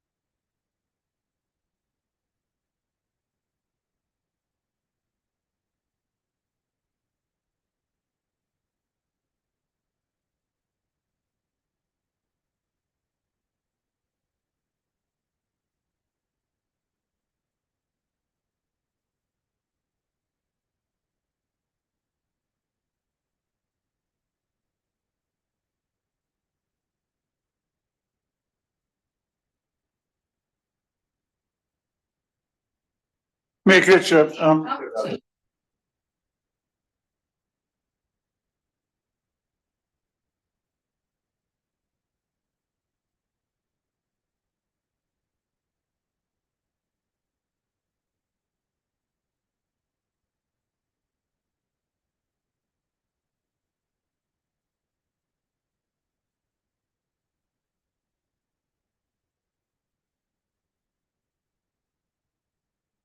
The rest of term. Okay, welcome back, everyone. So apologies for that short break, but it was much needed. We're going to go to the confirmation of the previous meeting minutes. So first of all, item 4.1, there has been a bit of a backlog of minutes, and so we're doing our best to get through that. So these ones are the minutes held on the 27th of June, largely involving the decisions on annual plan, I think it was. So, yeah, do we have Councillor Hopkins comments? Mayor Kitcher, I'm sorry, I do have a question. I suggested a number of corrections to minutes. I've got 3 matters of meaning that I wanted the opportunity to ask other councillors about today to clarify. But what I'm trying to establish, I had a conversation with the governance advisor yesterday. She said they are my minutes and I will decide what has changed. Now, in my view, the minutes are adopted if they come to us to be voted on, that they are actually the property of council. And whatever we might agree by way of modification is what the minutes, which are our account of what has happened, to be the case. Now because I don't want to waste time, and because we've adopted a process of doing some of these corrections offline, all I want to do is establish how we're going to actually modify the minutes if we agree that they might need modification. And my view is that you and Alex, I'm perfectly happy to delegate to the two of you the opportunity to look at the minutes and sign off an approved version. And if that's agreeable to you, I think we can just proceed on that basis. Yeah, it might be Alex or someone who chooses. But yeah, we'll work our way through that outside of the meeting. So if you're happy to move the approval of those minutes with agreed amendments, yes, that will be good. Seconder for that, Deputy Mayor Halalele, thank you. I'm just going to put it first. So any discussion? Put it. Those in favour, please say aye. Aye. Against, that's carried. Moving to 4.2, which is the minutes from the 26th of September. I move adoption of the minutes as agreed. Do we have a seconder for that? Councillor Holding, thank you. Any comments on that one? Okay, I shall put it. Those in favour, please say aye. Aye. And against, that is carried. Now on to page, let me put my glasses on so I can see, page 46, the meeting, minutes from the meeting on the 10th of October. Yes, Mr. Chair. Mr. Chair, this is one where there is a matter of meaning that I don't feel confident to make a suggestion based on grammar, spelling, or things of that nature. On page 6 of this, there's these sets of minutes. At the very bottom, there's a reference to it's a notice of motion, and it relates to transport choices. And under F, the second sentence reads, vehicle kilometres would be reduced. Sorry, did you say page 6? Yeah, it's page 6 of, oh, sorry, that was in the review room. 1, 2. Okay. Yeah. Page 52. So, Sorry. Right. Page 52 of the. page 52 of the, yeah, I'm just going back to the review Gotcha. room. But under F, second sentence reads, vehicle kilometres would be reduced by 25 cents each by addressing school traffic. And that doesn't make sense to me. And I'm wondering if it should be 25% or would it be vehicle kilometre costs, or anyway, I'm simply saying I don't feel competent to make a change, but I think a change is needed. I'm just trying to find. I'll check it with the report writing. You've found that, have you? Oh. It's in F. 25%. Second sentence of F. Yeah. Okay, thank you. That's fine. Through you, Mr. Chair, Councillor Thompson had said in the report it is 25%. Yeah, that's great. Thank you. So with that change, anything else? Well, I'll move adoption of those minutes with amendments as agreed. Well, Okay, so thank you. Seconder, Deputy Mayor Halalele. Those in favour, please say aye. Aye. And against, that is carried. Page 57, the meeting from the 24th, minutes from the 24th of October meeting. So, Mr. Chair, if we go to page 67 of the agenda, or 10 of that, those minutes, I have a question here. This relates to information given by Whitestone Contracting. And under the paragraph asked about the company's record of dividends, etc., there's a whole lot of material in italics. Additional information was supplied by the company. Now, my question is, was this supplied at the meeting? And if it wasn't, why is it in the minutes? And why isn't it made clear that that information, if it was supplied later, was indeed supplied later? It was supplied later, and I thought it was relevant and helpful just to give the context to what had been done. So essentially a claim had been made, and it was the countering of that. So it puts all the information in one place, and I was satisfied that that wasn't unreasonable. Mr. Palmer, your thoughts? Yeah, I think it was referred to in the discussion of the meeting, but the actual figures weren't to hand, but figures were referred to. So I thought it was discussed at the meeting that'd be helpful to supply council. Perfectly with the happy, actual but figures. I think it should be identified then as material that was provided subsequent to the meeting itself and is not included as part of the minutes. That's the point I'm trying to make. Okay. And so, on that basis, it says the additional information was supplied by the company, but I think it was supplied following the meeting by the company. Yeah. So I think that's fine. We'll just add that small bit. Right. So that's moved and seconded. Councillor Ryan seconded. Those in favour, please say aye. And against. That's carried. Minutes from the meeting on the 14th of November. So I'm happy to move those. Councillor McCone, thank you. Councillor Hopkins. again, I have a question about meaning on page 5 of this item. So I'm not quite sure, but I'm working after the review room. So if you go to the resolution on page 5 of these council minutes, resolve WDC 2023/195. Just a minute, we'll just get Page to that. 76, page 76 of the agenda. Yeah. Okay. I noticed and I'm sorry, it may forgive me if it's pedantic, but it says at the bottom of that it was carried unanimously. Well, I'm absolutely confident that was not requested. It was requested today, but the fact that the motion was carried unanimously is not requested by any member or by the chair. And I believe it is superfluous and should be deleted. Did you just say that to me? Yeah, I may have said it. So yeah, just as a note to the. Well, if you did, then that's fine. I'm sorry, I didn't. Governance advisor. So sorry. Yeah, I believe that is what it was.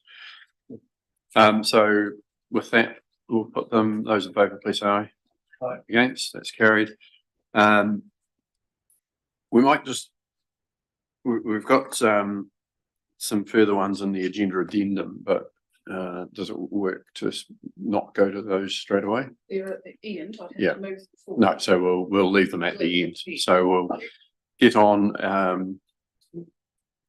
to so item 5.1, my mayor's report, and I will take it as read given the timing of things. So we are in a time of change, particularly with the government and its policies and what's happening there.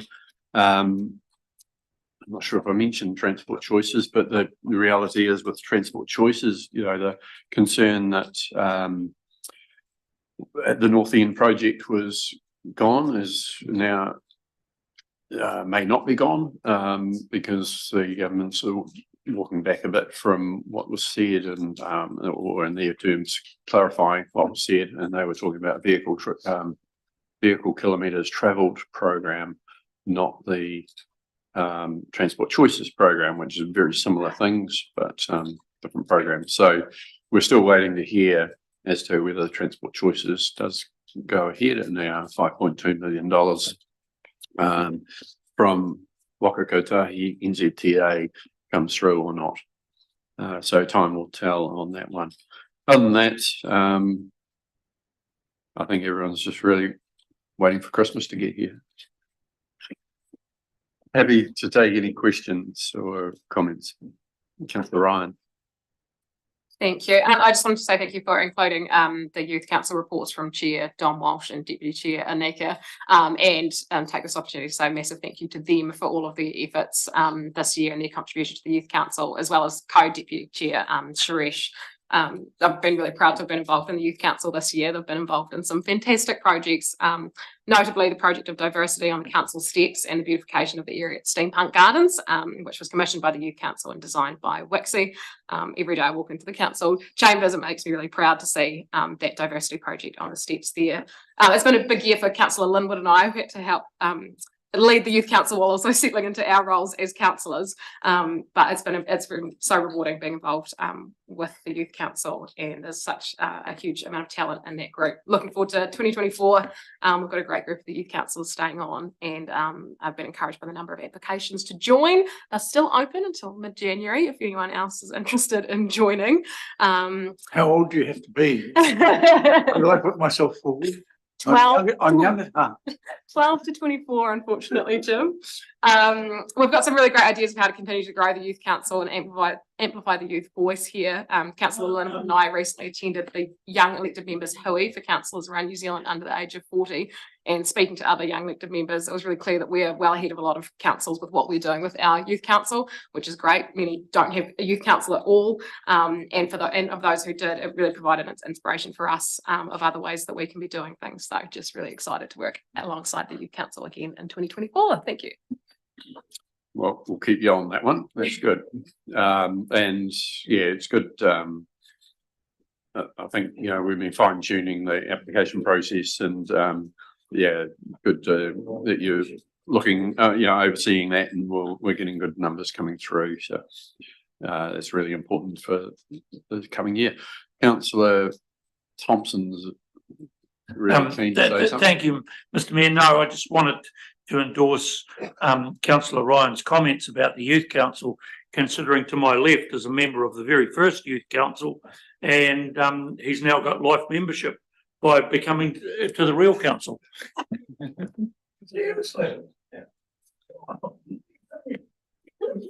You turned up on your knees and shorts. I do know he said that, and I think I might have been looking after that youth council at the time, and I can't remember him at all. So.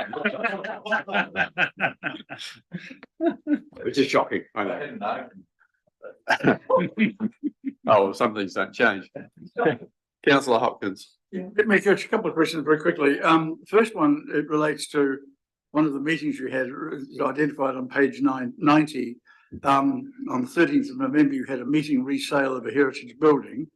And I just wonder if you could give us a little bit more information about that. And more substantially, going back to page 83, you talk about potential rate increases are high, and we've got a lot of work to do to get them down and so on. Question one in relation to this: when are we going to tell people what we're looking at right now? Because I think they're entitled to know as soon as possible. And the second question I would ask in relation to that and our analysis of costs and consultation, I note the letter from Simeon Brown, the Minister of Local Government, who's given councils two options. If a council is starting to prepare or consult on a long-term plan that includes water services, they have to do it by June. But if your council is obviously not having water services in it, but needing more time to develop and consult on long-term planning material, the statutory deadline by which the 2024 long-term plan must be adopted will be extended by 3 months to the 30th of September. Personally, I believe it would be hugely beneficial for us to do that. And what I want to know is whether you agree. Are you asking me? Yes. So I asked the chief executive. Well, I think, there's some councils that are not doing water. They've already got CCOs sorted and so on, so they're not doing them within their council activity. It's outside of that. For us, as much as we would like another 3 months, I'm not sure if we meet the criteria around that water activity side of things. So, but I'm happy to hear from Mr. Palmley about his thoughts on that. Yeah, can I suggest that, rather than discussing it today without analysis, that we bring this back to you in the new year? If you were to ask my opinion at the moment, I'd say, whilst it looks tempting to extend by 3 months, you'll probably generate more work by extended by 3 months. But I think what we need to do is, as part of the LTP process, bring that back to you next year in terms of sort of analysis and pros and cons of the two options on offer, so that everyone has the information and you can discuss it together in an informed. Well, on the basis of that answer, could I ask another question to you? I need to answer one of your other ones, and that's about the rate increase. I mean, we're just not in the position because we haven't to know what rate increase is yet. There's a jumble of things that are in the mix, and we haven't done any prioritization. And until we do that, I don't think there's any helpful number that we can give the community about what the direction we're taking is. Anything before that is pick a number, and it could be that. But yeah, we need to work on that. And obviously, there's been some sessions talking about a whole lot of different projects, but we haven't done the prioritization that needs to happen. Mr. Hope. No. Oh, sorry, that one, the meeting regarding a sale of building. So it was a heritage building, and it was just looking at some of the implications of the fact that we own the ground underneath it, and some of the district plan rules and so forth. So it was a very nondescript description. So that was deliberate because there's commercial sensitivity around some of it. But it's just to let you know and the public know, have these meetings that pop up along the way.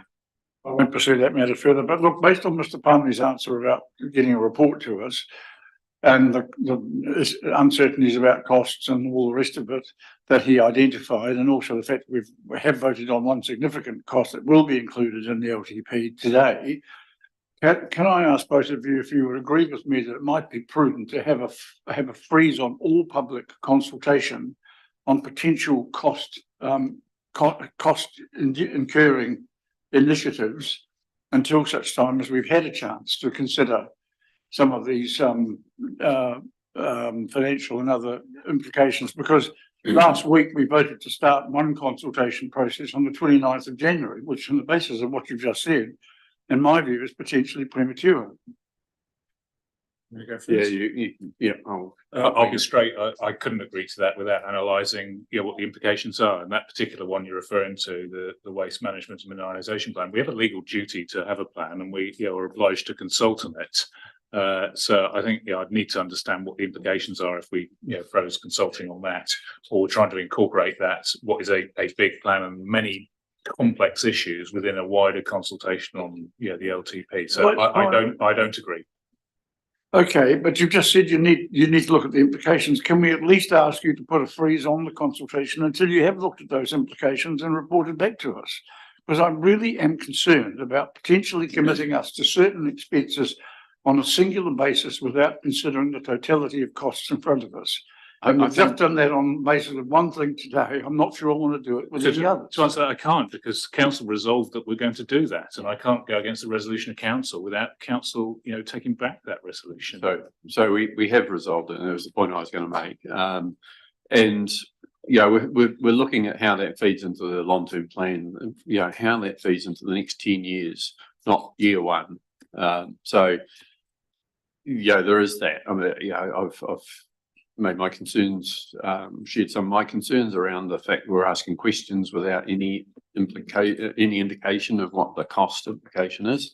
And we need to make sure that the consultation stuff information does include that. We've currently got that document where we're able to go in and make it's online, and we can go in and make our own comments on that. And I haven't done mine yet, so I need to get on and do that. But we just urge councillors to take the opportunity to go in. Yeah. Well, I don't think they'll do it by Christmas. I could extend the question. Actually, genuinely, if that's based on what we're to do, that would be very helpful. I think if we've got through to the 8th, because not a lot's going to probably happen between now and then. But yeah, it'll give us plenty of time. Midnight on the 25th. Midnight on the 25th. Okay. Oh, right. Okay. Anything else on my report? Oh, sorry, Mayor Haley. Thank you through the chair. Just on page 86, just a couple of comments around the social housing. I can do that. Yes. So Sorry. I'm just really supportive of social housing, but I think there could be opportunities to try and leverage the new government around some kind of funding opportunities, particularly Shane Jones's 1.2 mil infrastructure fund. And I think it'll be important for us to try and develop those strategic relationships that would help support our community outcomes. So just wanted to acknowledge that, and just working alongside community groups and NGOs that want to get into that space and what council can do to help provide that kind of wraparound support. And then also just acknowledging our Waitaki Multicultural Council and the community and the event that you went to, over 200 people. It sounds that we're there. So, you know, like they bring a nice, diverse, inclusive kind of community, you know, like vibe to Waitaki. And I just want to acknowledge the work that group does. Thank you. Yeah, certainly a great night, and good chance. Just really, as I noted in there, just really interesting just how many new faces there were. So new that the welcoming communities person didn't recognise them because they were not long got here. So really positive indication of just what's happening as far as people moving to our district. On the social housing, you know, I think one of the things that we need to be doing is making sure that we've got a very good plan and we're implementing it as soon as possible around engaging with the government. There's been councils who have been talking city deals and so forth with the government before that even properly formed, in some cases with the government when they were in opposition. So we do need to get on with some of those discussions and identify, you know, how do we best go about those. And I'm not too sure at a time when we're stretched, it's going to be difficult, but equally it's a very, very critical piece of work that needs to be done. So just urge Mr. Palmley and team to look at how we do progress that and actually get in front of the government as soon as possible. Any other comments? Councillor McCone? Just thank you for a very complete summary for the year and then keeping us informed, and thank you very much. And you know, some of the comments you make, we thought this year was challenging. I think next year might be just the same, if not more. But thank you. Yeah, thank you. Okay, someone like to move, receive the report. Sorry. No, we've got Councillor Ryan and Councillor McCone. Right. Those in favour, please say aye. Aye. And against, that's carried. Thank you very much. 6.1, the recommendations from the Performance Audit and Risk Committee. So we've got Mr. Neil, Independent Chair of the PAR Committee, with us. I'm sure if, well, I should go to Paul or Amanda first. Amanda, do you have anything you want to say as an introduction? Take it as read. Simon, do you have anything you would like to say on this topic? No, I'd just like the council to note the recommendations that we've made, and specifically the increased focus that I would like to see us have next year on cash projections, on financing, and on the way that we manage and observe our debt. Yeah, thank you.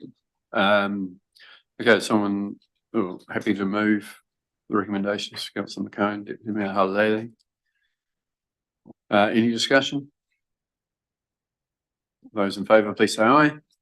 And against, that is carried. Right, so 7.1, recommendations from the District Plan Review Subcommittee. So this was a report that went to the meeting last week. It was voted to lie on the table, and this is now coming back. So basically we're asking for additional information. So with that in mind, I'll hand over to Mr. Cook and Mr. Campbell. Mr. Cook points to Mr. Campbell, and it's over to you, David. Thank you, Bishop. Just a short update on this, further to the supplementary material provided, which is further down in the agenda. On the second bullet point, it talks about rule EWR1 and standard EWS1. This is around the earthworks rules. We've gone back and just had some further legal advice and discussion on the implementation of this, and it would end up being quite problematic because of the way the rules are constructed, and also we'd have to make the actual zones and maps operative as well, have immediate legal effect rather. So we think that that one can probably be removed from the recommendation and leaving the other two intact. In terms of implementation of that earthworks, we can use the RMA sort of marginal activity tools to help deal with that issue around the sort of building platforms and minor scale earthworks that weren't creating effects, even under the operative district plan low threshold. So we can sort of do that with council's kind of direction on that. But yeah, hopefully the material provided further down addresses some of the concerns around the natural features and landscapes provisions. They're all set out there for completeness and some reasons as to why they were put forward. Happy to answer any questions. Okay, councillors. Councillor Thompson, chair of the subcommittee. Bearing in mind that we're still some time from finalising the rest of our deliberations, is it still essential that within the time frame that this is done, or do we have some leeway? Is my first question. And the second one is in relation to the continuing drip of information out of central government that changes are coming. I know that you assured us when we spoke last time that we need to continue under the current RMA. Have you seen anything to change that opinion since?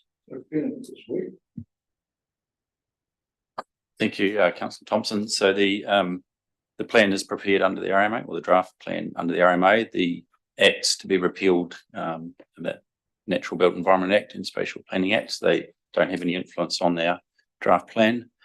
The only indication we've had is around the national policy statement on Indigenous biodiversity that may be relooked at, and that doesn't affect any of these rules put forward here. In terms of timing, this wouldn't be actioned by the Environment Court until the new year, so we're probably better to get it. I'd recommend we get it through so we can get them started on it and have sufficient time to then process it and be ready for when we do notify. Thank you. Councillor Hopkins. Mr. Campbell, you said that you had legal advice regarding the bullet point 2, rule EWR1 and EWS1. And you said that the legal advice was you couldn't do it, or we couldn't introduce those until we made the maps operative. Well, my question then is, why would those ones be ruled out?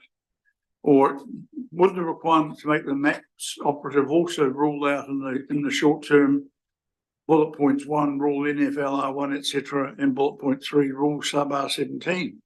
I'm just curious why we have to make maps operative in the case of one set of rules, but not based on what you've just told us the other two.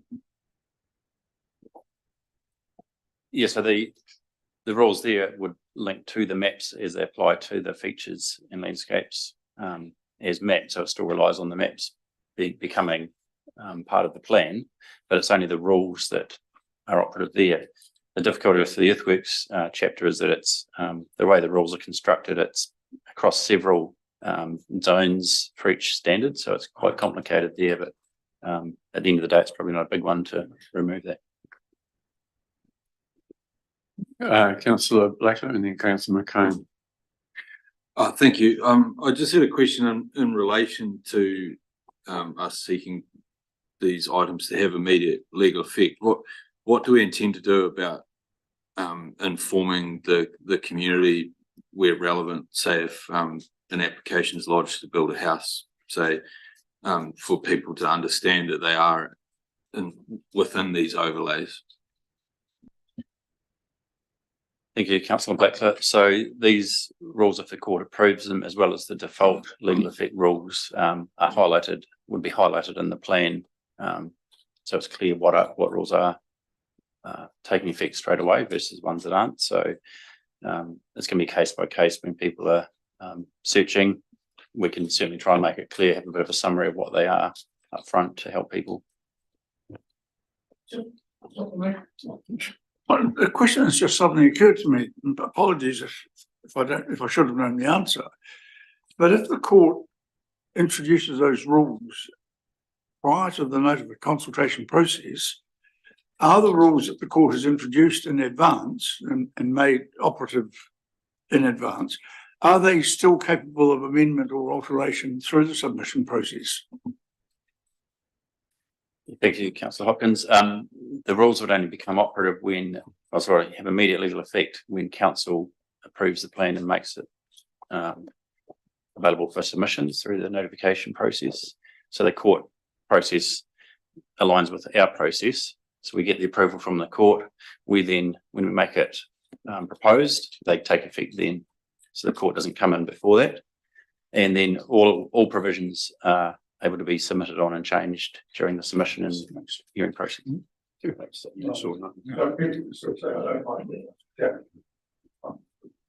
Councillor McCone. Yeah, further to Jim's comments, as in Jim Thompson, sorry, what is the rush? You know, we haven't finished the chapters. We've got a government in that's changing political stuff. So why don't we just sit back and wait, and when the last chapter is finished and we know we'll have a clear idea of what's going on. So why can't we just sit on the sideline until then? That would be my comment. And there's a whole lot of stuff here that affects a whole lot of people, and I think there could be more reading and more refinements done. Who would like to say something? Yeah, just quickly. So the court takes time to process an application of this nature. We take time to prepare the material, affidavits, etc. And lawyers have to check it. So, yeah, if we have a reasonable time frame, it can be achieved and be ready for when we notify. So it's just doing the background work to make sure it's ready in time. Councillor Percival. Yeah, David, but as a subcommittee, we haven't come to these areas as such and sort of digested or digressed through them. I find that this coming to us, even though we carried it through the subcommittee, I find it now after the all the correspondence, emails, meetings, blah, blah, blah, that we've had in the last few weeks, that I'm still a little bit concerned about putting this through, and would prefer not to go through. Thank you, Councillor Percival. So all of the provisions listed there have been recommended by the committee to go to council as part of the plan. The maps are on the current agenda for the recent district plan subcommittee meeting, and as Councillor Hopkins alluded to, all of those provisions and the maps can be submitted on and changed. So, you know, during that process, you expect that some of these things might be fluid and alter along the way. So this is more a mechanical thing to get it sorted now rather than deal with the actual provisions themselves. Am I correct? Some of these things were what we actually discussed yesterday. Was it last week? Those ones? Sorry, yeah, last week. Yeah. So yeah, we did discuss them, and plenty of comments were made. And yeah, then we should have been quite aware, I think, of that. Councillor Hopkins. Mr. Chair, if you'll allow, I'd like to move the recommendations with the amendment, with the deletion of all the material in bullet point 2.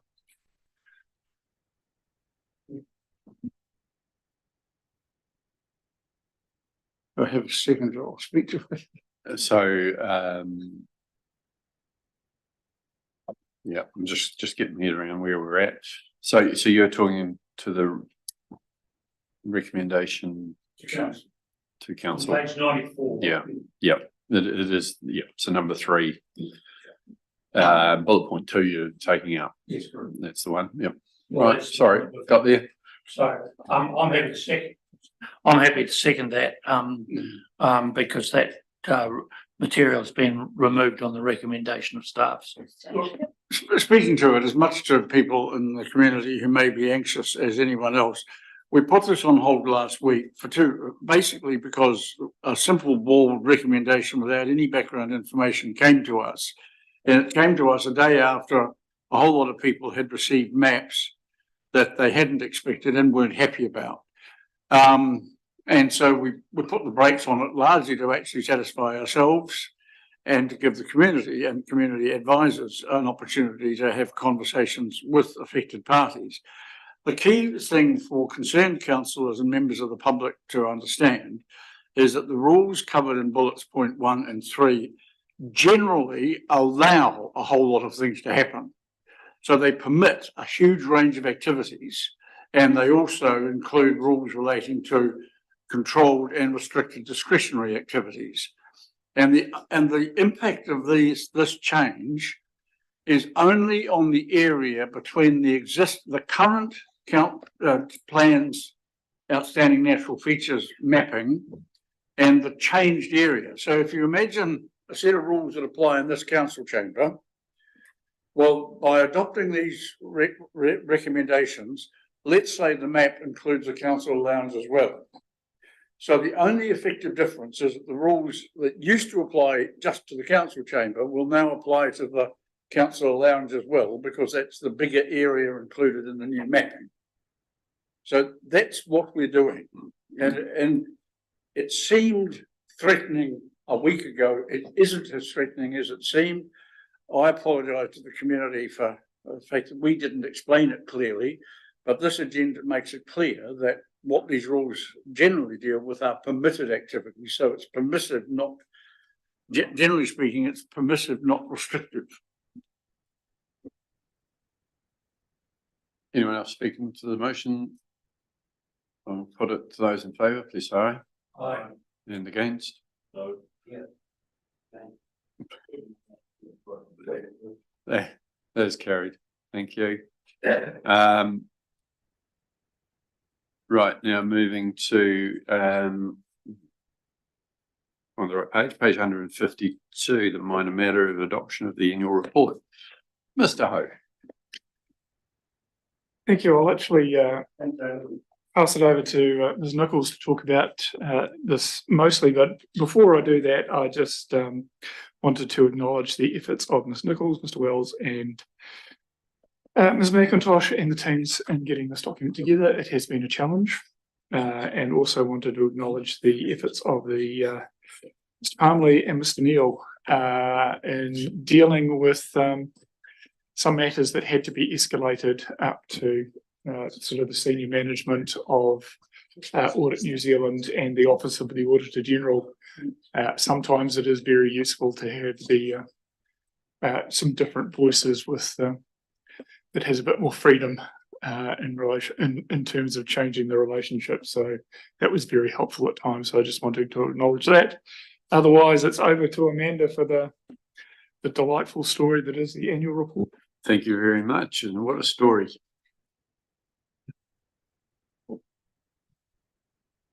Okay, so today we've received audit clearance on that completed annual report, and it's ready for your adoption. Attached version 3 has had some slight changes, just very minor audit adjustments over the last few days, typos and some tweaks here and there. There'll still be an opportunity if there's anything you pick up that can be fixed before it goes to the print version. So the financials are basically as you saw them last time. We've presented the results previously and the picture hasn't changed. As everyone's noted, it was quite a long, drawn-out process. Obviously, earlier on in the year, we've successfully negotiated a reduced audit fee. And I really want to thank my team, the finance team, the strategy team, planning, and everyone across the departments. It was a very long process. There was a lot of requests for information, and it's good to see the end of it. And I really want to thank Paul and Alex and Simon for their support as well in dealing with the auditors. Overall, there was no significant issues. There has been one relatively minor matter raised by the audit director at the final stages, and there's just an extra bullet point in the representation letter just to highlight that the loan to Waitaki District Health Services is not due for repayment within the next 12 months. So I just thought it was important to highlight that for clarification. And in terms of the audit opinion, we have a qualification in regards to the prior year issue around the carrying value of our waters and roading assets. So that kind of affects the revaluation movement that's come through for roading this year as well, because there cannot be clear what part of how much of that revaluation movement relates to this year versus last year. And they've also included an emphasis of matter regarding the situation with Three Waters due to its uncertainty. And as you're very much aware, we also self-disclosed the breach in legislative deadline because we were meant to sign by 31 October, but that didn't happen, obviously. We expect to receive a report from Audit New Zealand outlining all the matters they've identified in their audit, and we'll bring that to you at a later date. Thank Any you. questions? And just well done on the layout where you've got the 2022-23 highlights with the new council featuring first. So thank you for that. Councillors, any comments? Councillor Hopkins. I'm sorry, I've got a question. Unless I get a satisfactory answer, I'm going to vote against adopting it, which will be symbolic. Look, we were asked to actually submit comments into the review room. I spent a lot of time before the last PAR meeting going through this report page by sodding page. I spent an equally lengthy period of time after it going through the report again in the review room. I made a whole series of suggestions, many of them relating to grammar, punctuation, layout. They were not contentious. Well, some of them that I didn't expect to get past the goalie or the keeper, but a number of them would have actually, in modest ways, enhanced the document. Nothing has been changed. So I want to know why.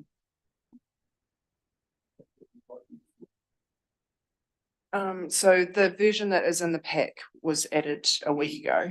So that's version 3. So there's a version 4 that is had some minor audit adjustments, and your typos and brackets and things have been changed.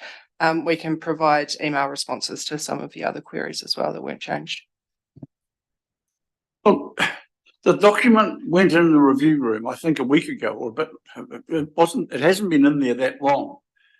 As soon as it went in, which was after the PAR meeting, I made a whole series of suggestions on a number of pages. I've got a whole list of them. And one or two of them might have been problematic in terms of my challenging assertions. Others, there's a reference to councillors, including youth councillors, being elected. That's not factually correct. Youth councillors are appointed. And one of my corrections was to amend the document to say that. None of these changes have been made. I went through the thing over the weekend. Nothing. Now, I don't know if any other councillors took the time to do it, and I don't know if any of them had any success in amending the document. But from my point of view, it was a total unproductive waste of time. There was five other councillors apparently that reviewed it. It doesn't actually say that you've reviewed it. It was, you didn't sign off on that, but other than that, you did make comments in there, but yeah, just do note that there were some others. So I think that offer of feedback would be helpful as to what was accepted or what wasn't, and the reasons. I mean, none of us can make changes and expect that they'll be accepted, but equally, when it's something like youth councillors being elected, there is a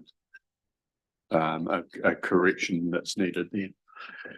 Anyway, we've got a process for that, and hopefully that you'll talk to Amanda on that one. Is it? Yep. Okay. So anyway, we'll sort it out after this. Councillor McCone. Just a question, Amanda. The deficit of the council and the group, they combine together, is it? So do we actually owe 19 million rather than individually? It's on page 153.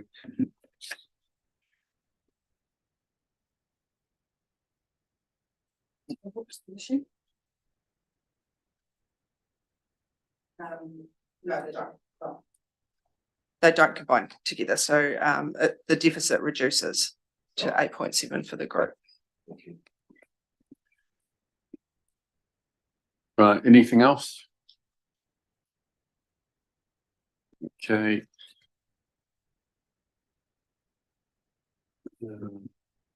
Right, sorry, just juggling pages here. Is someone happy to move the recommendations? Councillor McCone, Deputy Mayor Halilele. Any further comments? Okay. I'll just double check. So some amendments can still be made on this. So if you're both happy that it says with amendments, yeah. That'll be good. Okay, thank you. I'll put it. Those in favour, please say aye. Aye. And against, that's carried. Go to 7.4, which is on page 200. Just get to there. Right, so delegations has been a little bit outstanding. There's still some bits that need to be updated. They're mainly to do with legislative changes and that authorise staff directly to do particular things, or in some cases others to do things. So it's that bit hasn't changed. Essentially, the hopefully the rest of it is in keeping with what you've seen already. It was a minor change just around events budget, which will be delegated to the chief executive, and with the understanding I'll work with him on that as far as how my interaction with events and the events coordinator is. So something that I've had a long history of working with and actually working on the budget with, and so it just means that operational budget is is sitting where it needs to be. Other than that,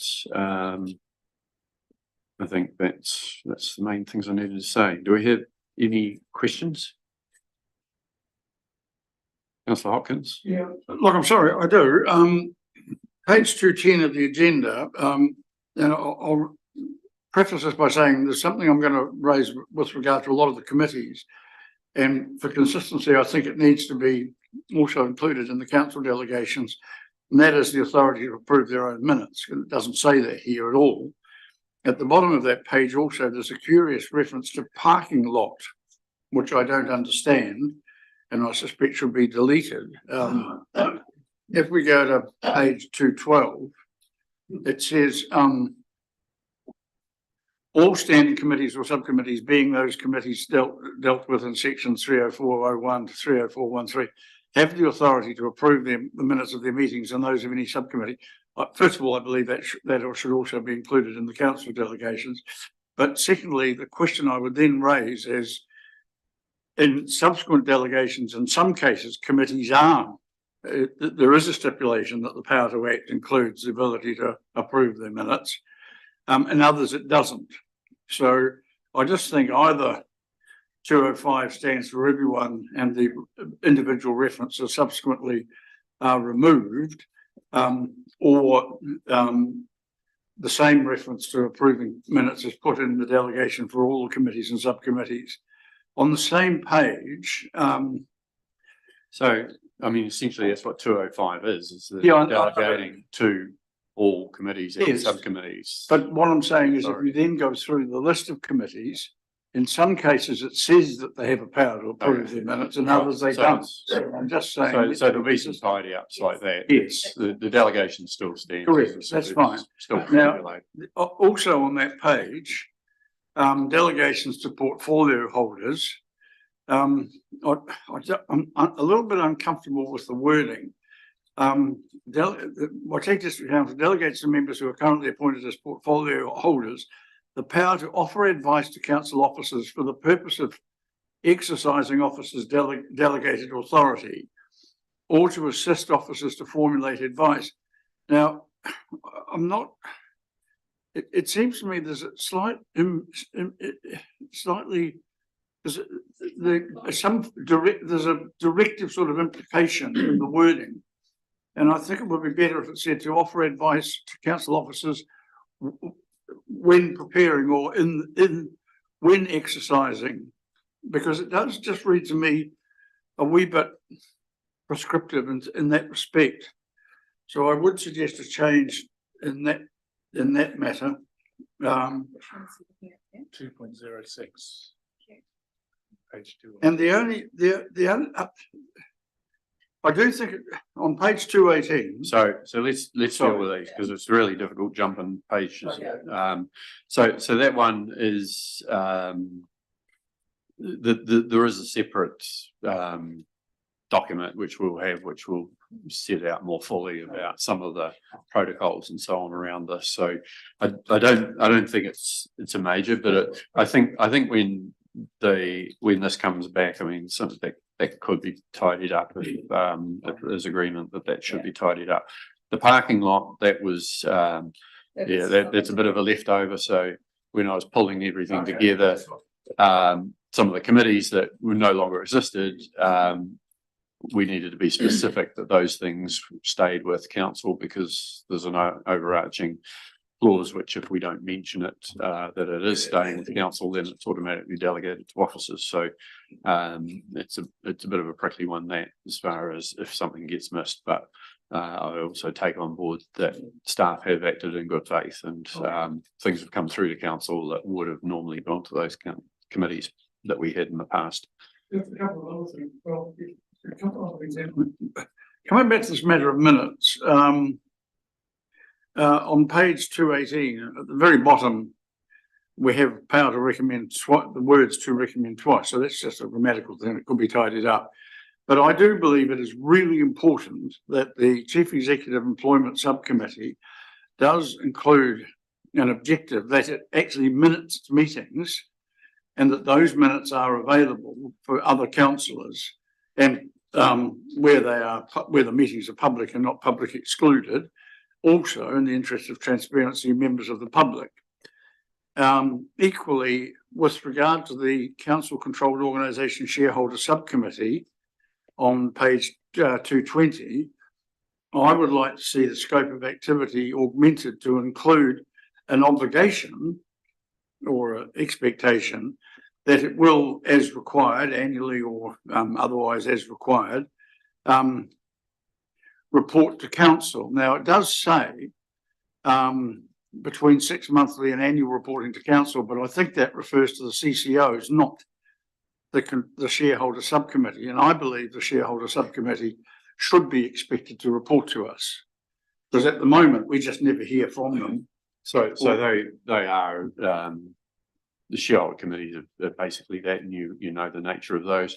And actually you do hear from them because they're often brought up at council briefings, just updates on where things are at. And it's not a formal one, but the formal stuff is done at the 6 monthly and the annual reporting time that the CCO is actually in front of all of us.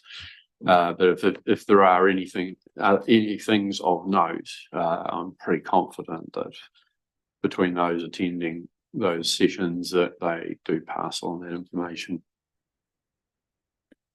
I was just going to question the value of it. If you're getting 6 monthly and annual reports from the CCOs themselves, what would the committee be reporting that wasn't just repeating what was covered in those reports? Well, surely if the shareholder committee is doing its job, it will actually be challenging the CCO should the committee members have any or officers that working through the committee have any concerns or anxieties. And in my view, the shareholders' interests are not necessarily the CCO's interests. And in the interest of transparency and in the interest of informing the other members of the council who are not on the committee, it would be useful to get a reporting facility where the CCO shareholder subcommittee identifies issues of concern that it wishes to draw to our attention. And again, where matters are public, in the interest of transparency, which is an issue for some of the community, members of the public as well.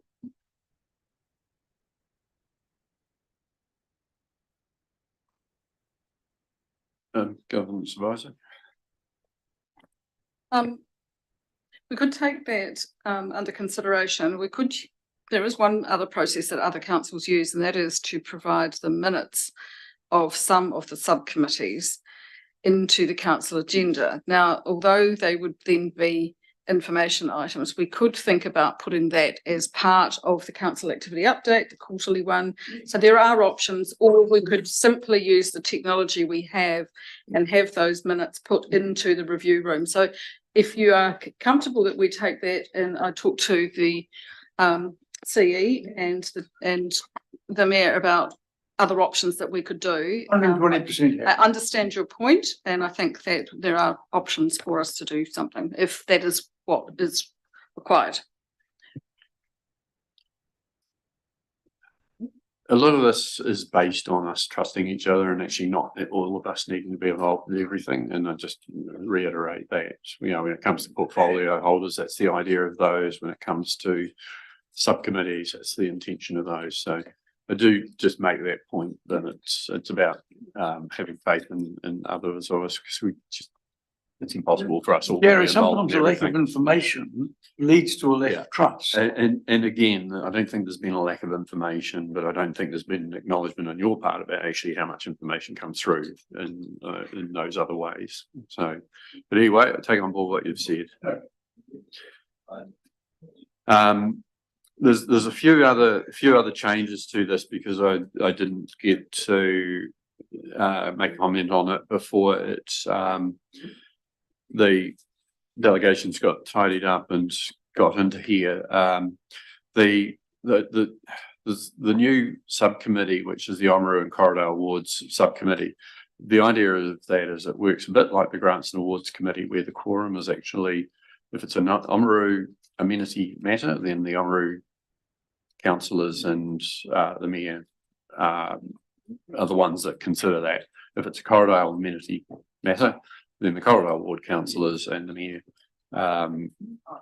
sit on those. So just amend that a little bit, and I've got some wording I can give to the governance advisor later on. Yeah. And just clarifying the spending of up to $50,000 in Oamaru, 50,000 in Oamaru and 50 million in Corridor.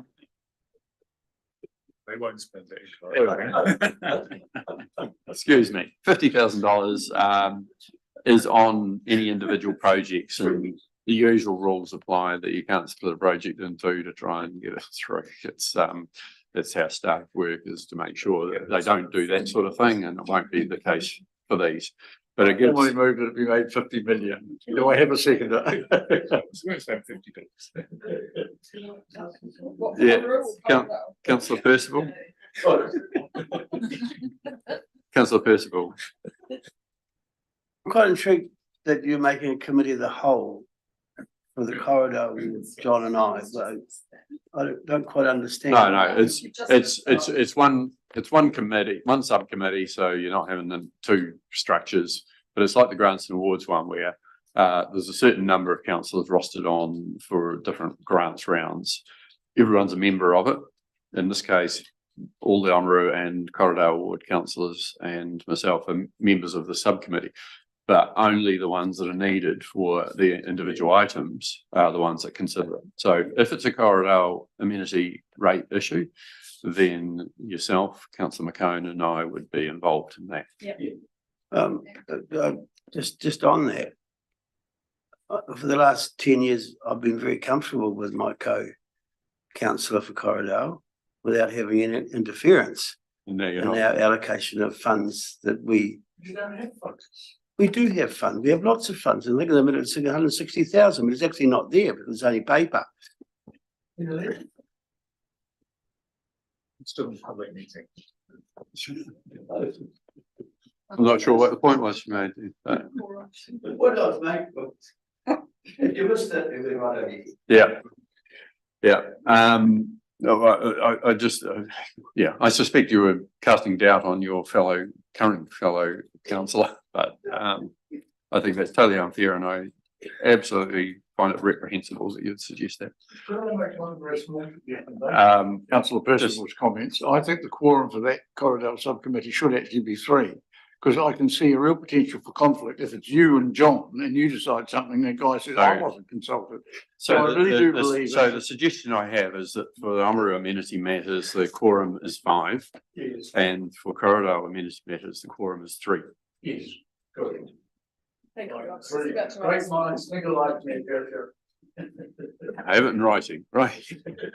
That's a possibility. If the council disagrees with something, they just don't turn up and it can't be considered. Yeah, exactly. Obviously, the council can always take something back. Right. What else have we got there? That's some of the main things. There's comments in there about the remuneration structure was based around portfolios, but essentially it wasn't. It's based around committee responsibilities and other roles rather than portfolios. So just that, I think that's important to note, because we've obviously been getting remunerated and want to make sure that that's clear. Madam Government Supervisor. Just to clarify that when it went through to Remuneration Authority, it was based on the portfolio holders. That was what the lines were. And we had to change one of them because of one particular thing. So that was how it was structured when it went to the Remuneration Authority. That's why I wrote it that way. Yeah, well, essentially the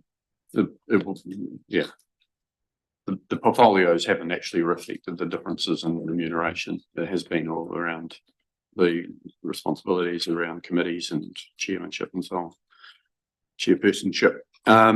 Just on the quorums and so on, I put percentages in there, and I didn't put numbers of members because I want to make sure that we've got flexibility if there's a member is no longer, if one of the named members is no longer able to be on the committee, then a percentage still works, whereas number of members don't. So make note of that.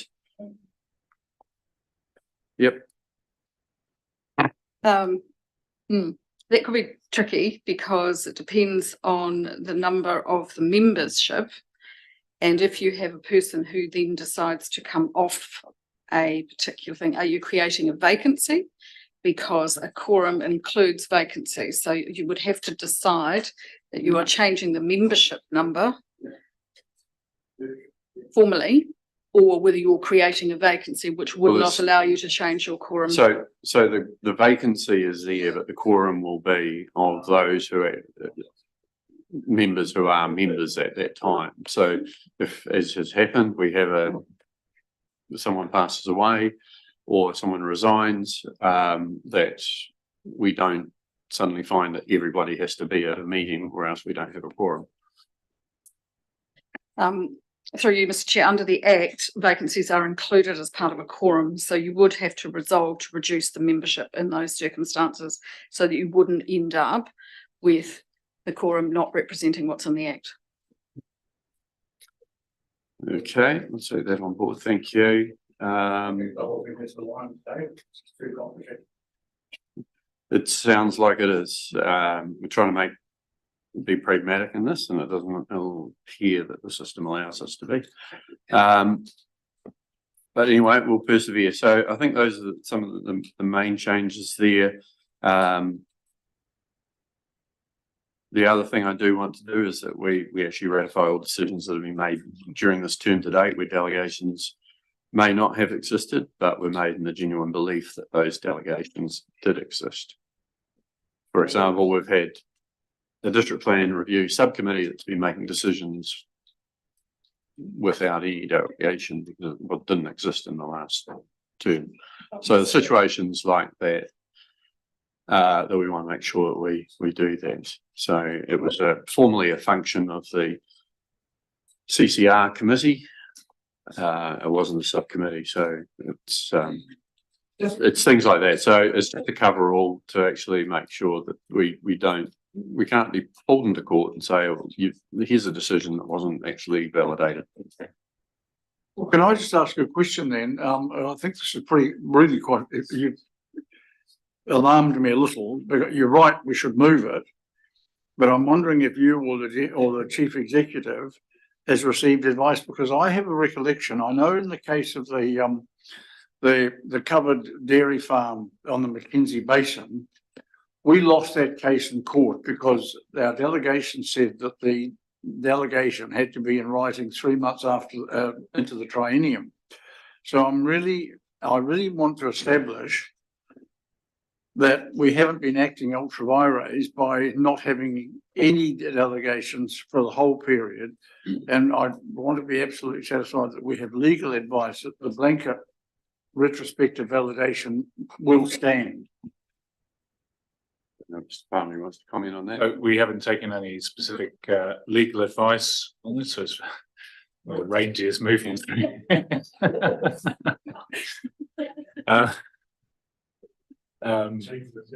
But the Local Government Act sets out that delegations remain in force until rescinded.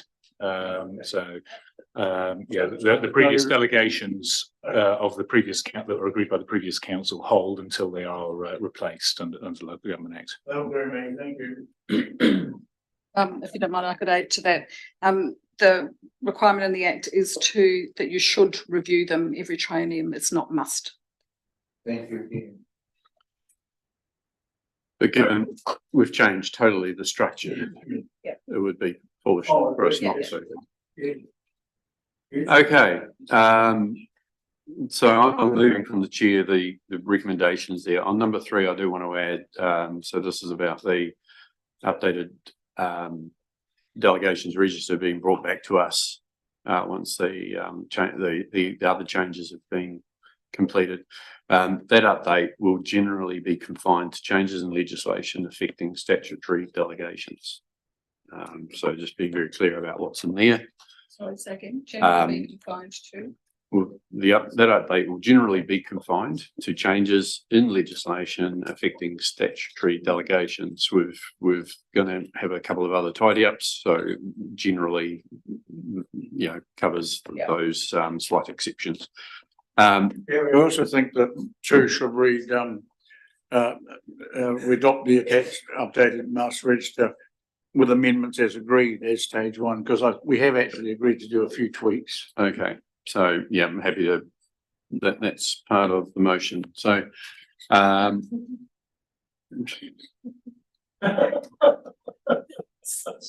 Somebody may need to explain to them.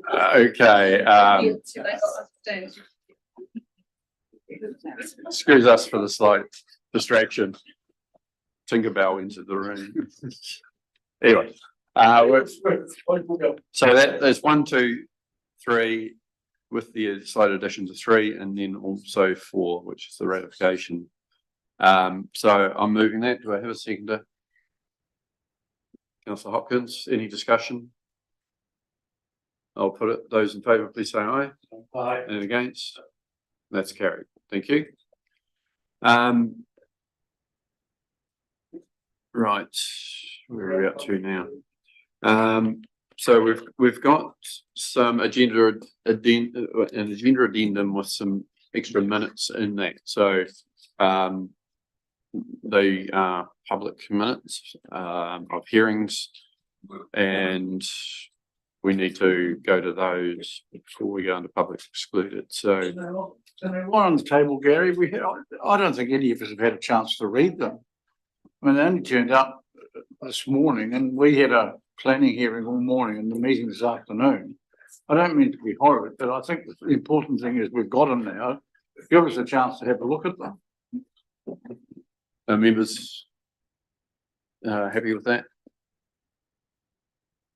So just said the report asks whether you want to consider them or not. It's for the council to first resolve whether they want to consider them or not. They were issued before the meeting started, so you could accept them, but you don't have to. So they can go out. Well, I move they lie on the table. So, and I just want to correct something, because it's been stated that I've asked for these minutes to come. I mean, they were part of the draft agenda list for the meeting for last week, and I actually had put them all off to this week, so there was an extra week for them to be done.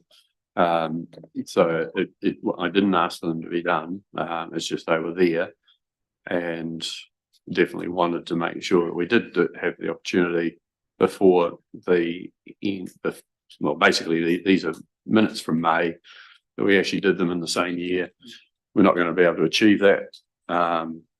So we'll get them in hopefully on the 20th of February. Whatever it is. So that's that. We'll go now to public excluded. We're just jumping around here. Someone like to move? So are you going to move that they lie on the table for action? Sorry, Councillor Hopkins moved that they lie on the table, seconded by Councillor Blackler. All in favour say aye. Against, it's carried. And moving into public, Councillor Percival, thank you. And Councillor Cohen seconded that. Those in favour, please say aye. Aye. And against, it's carried. Thanks very much, everyone, for what's been a bit of a challenging meeting. Thanks for watching. And we'll now go offline and do one item in public excluded. All the very best to everyone for their Christmas. Hope it's one that you get to spend good time with family you love, maybe some family you don't.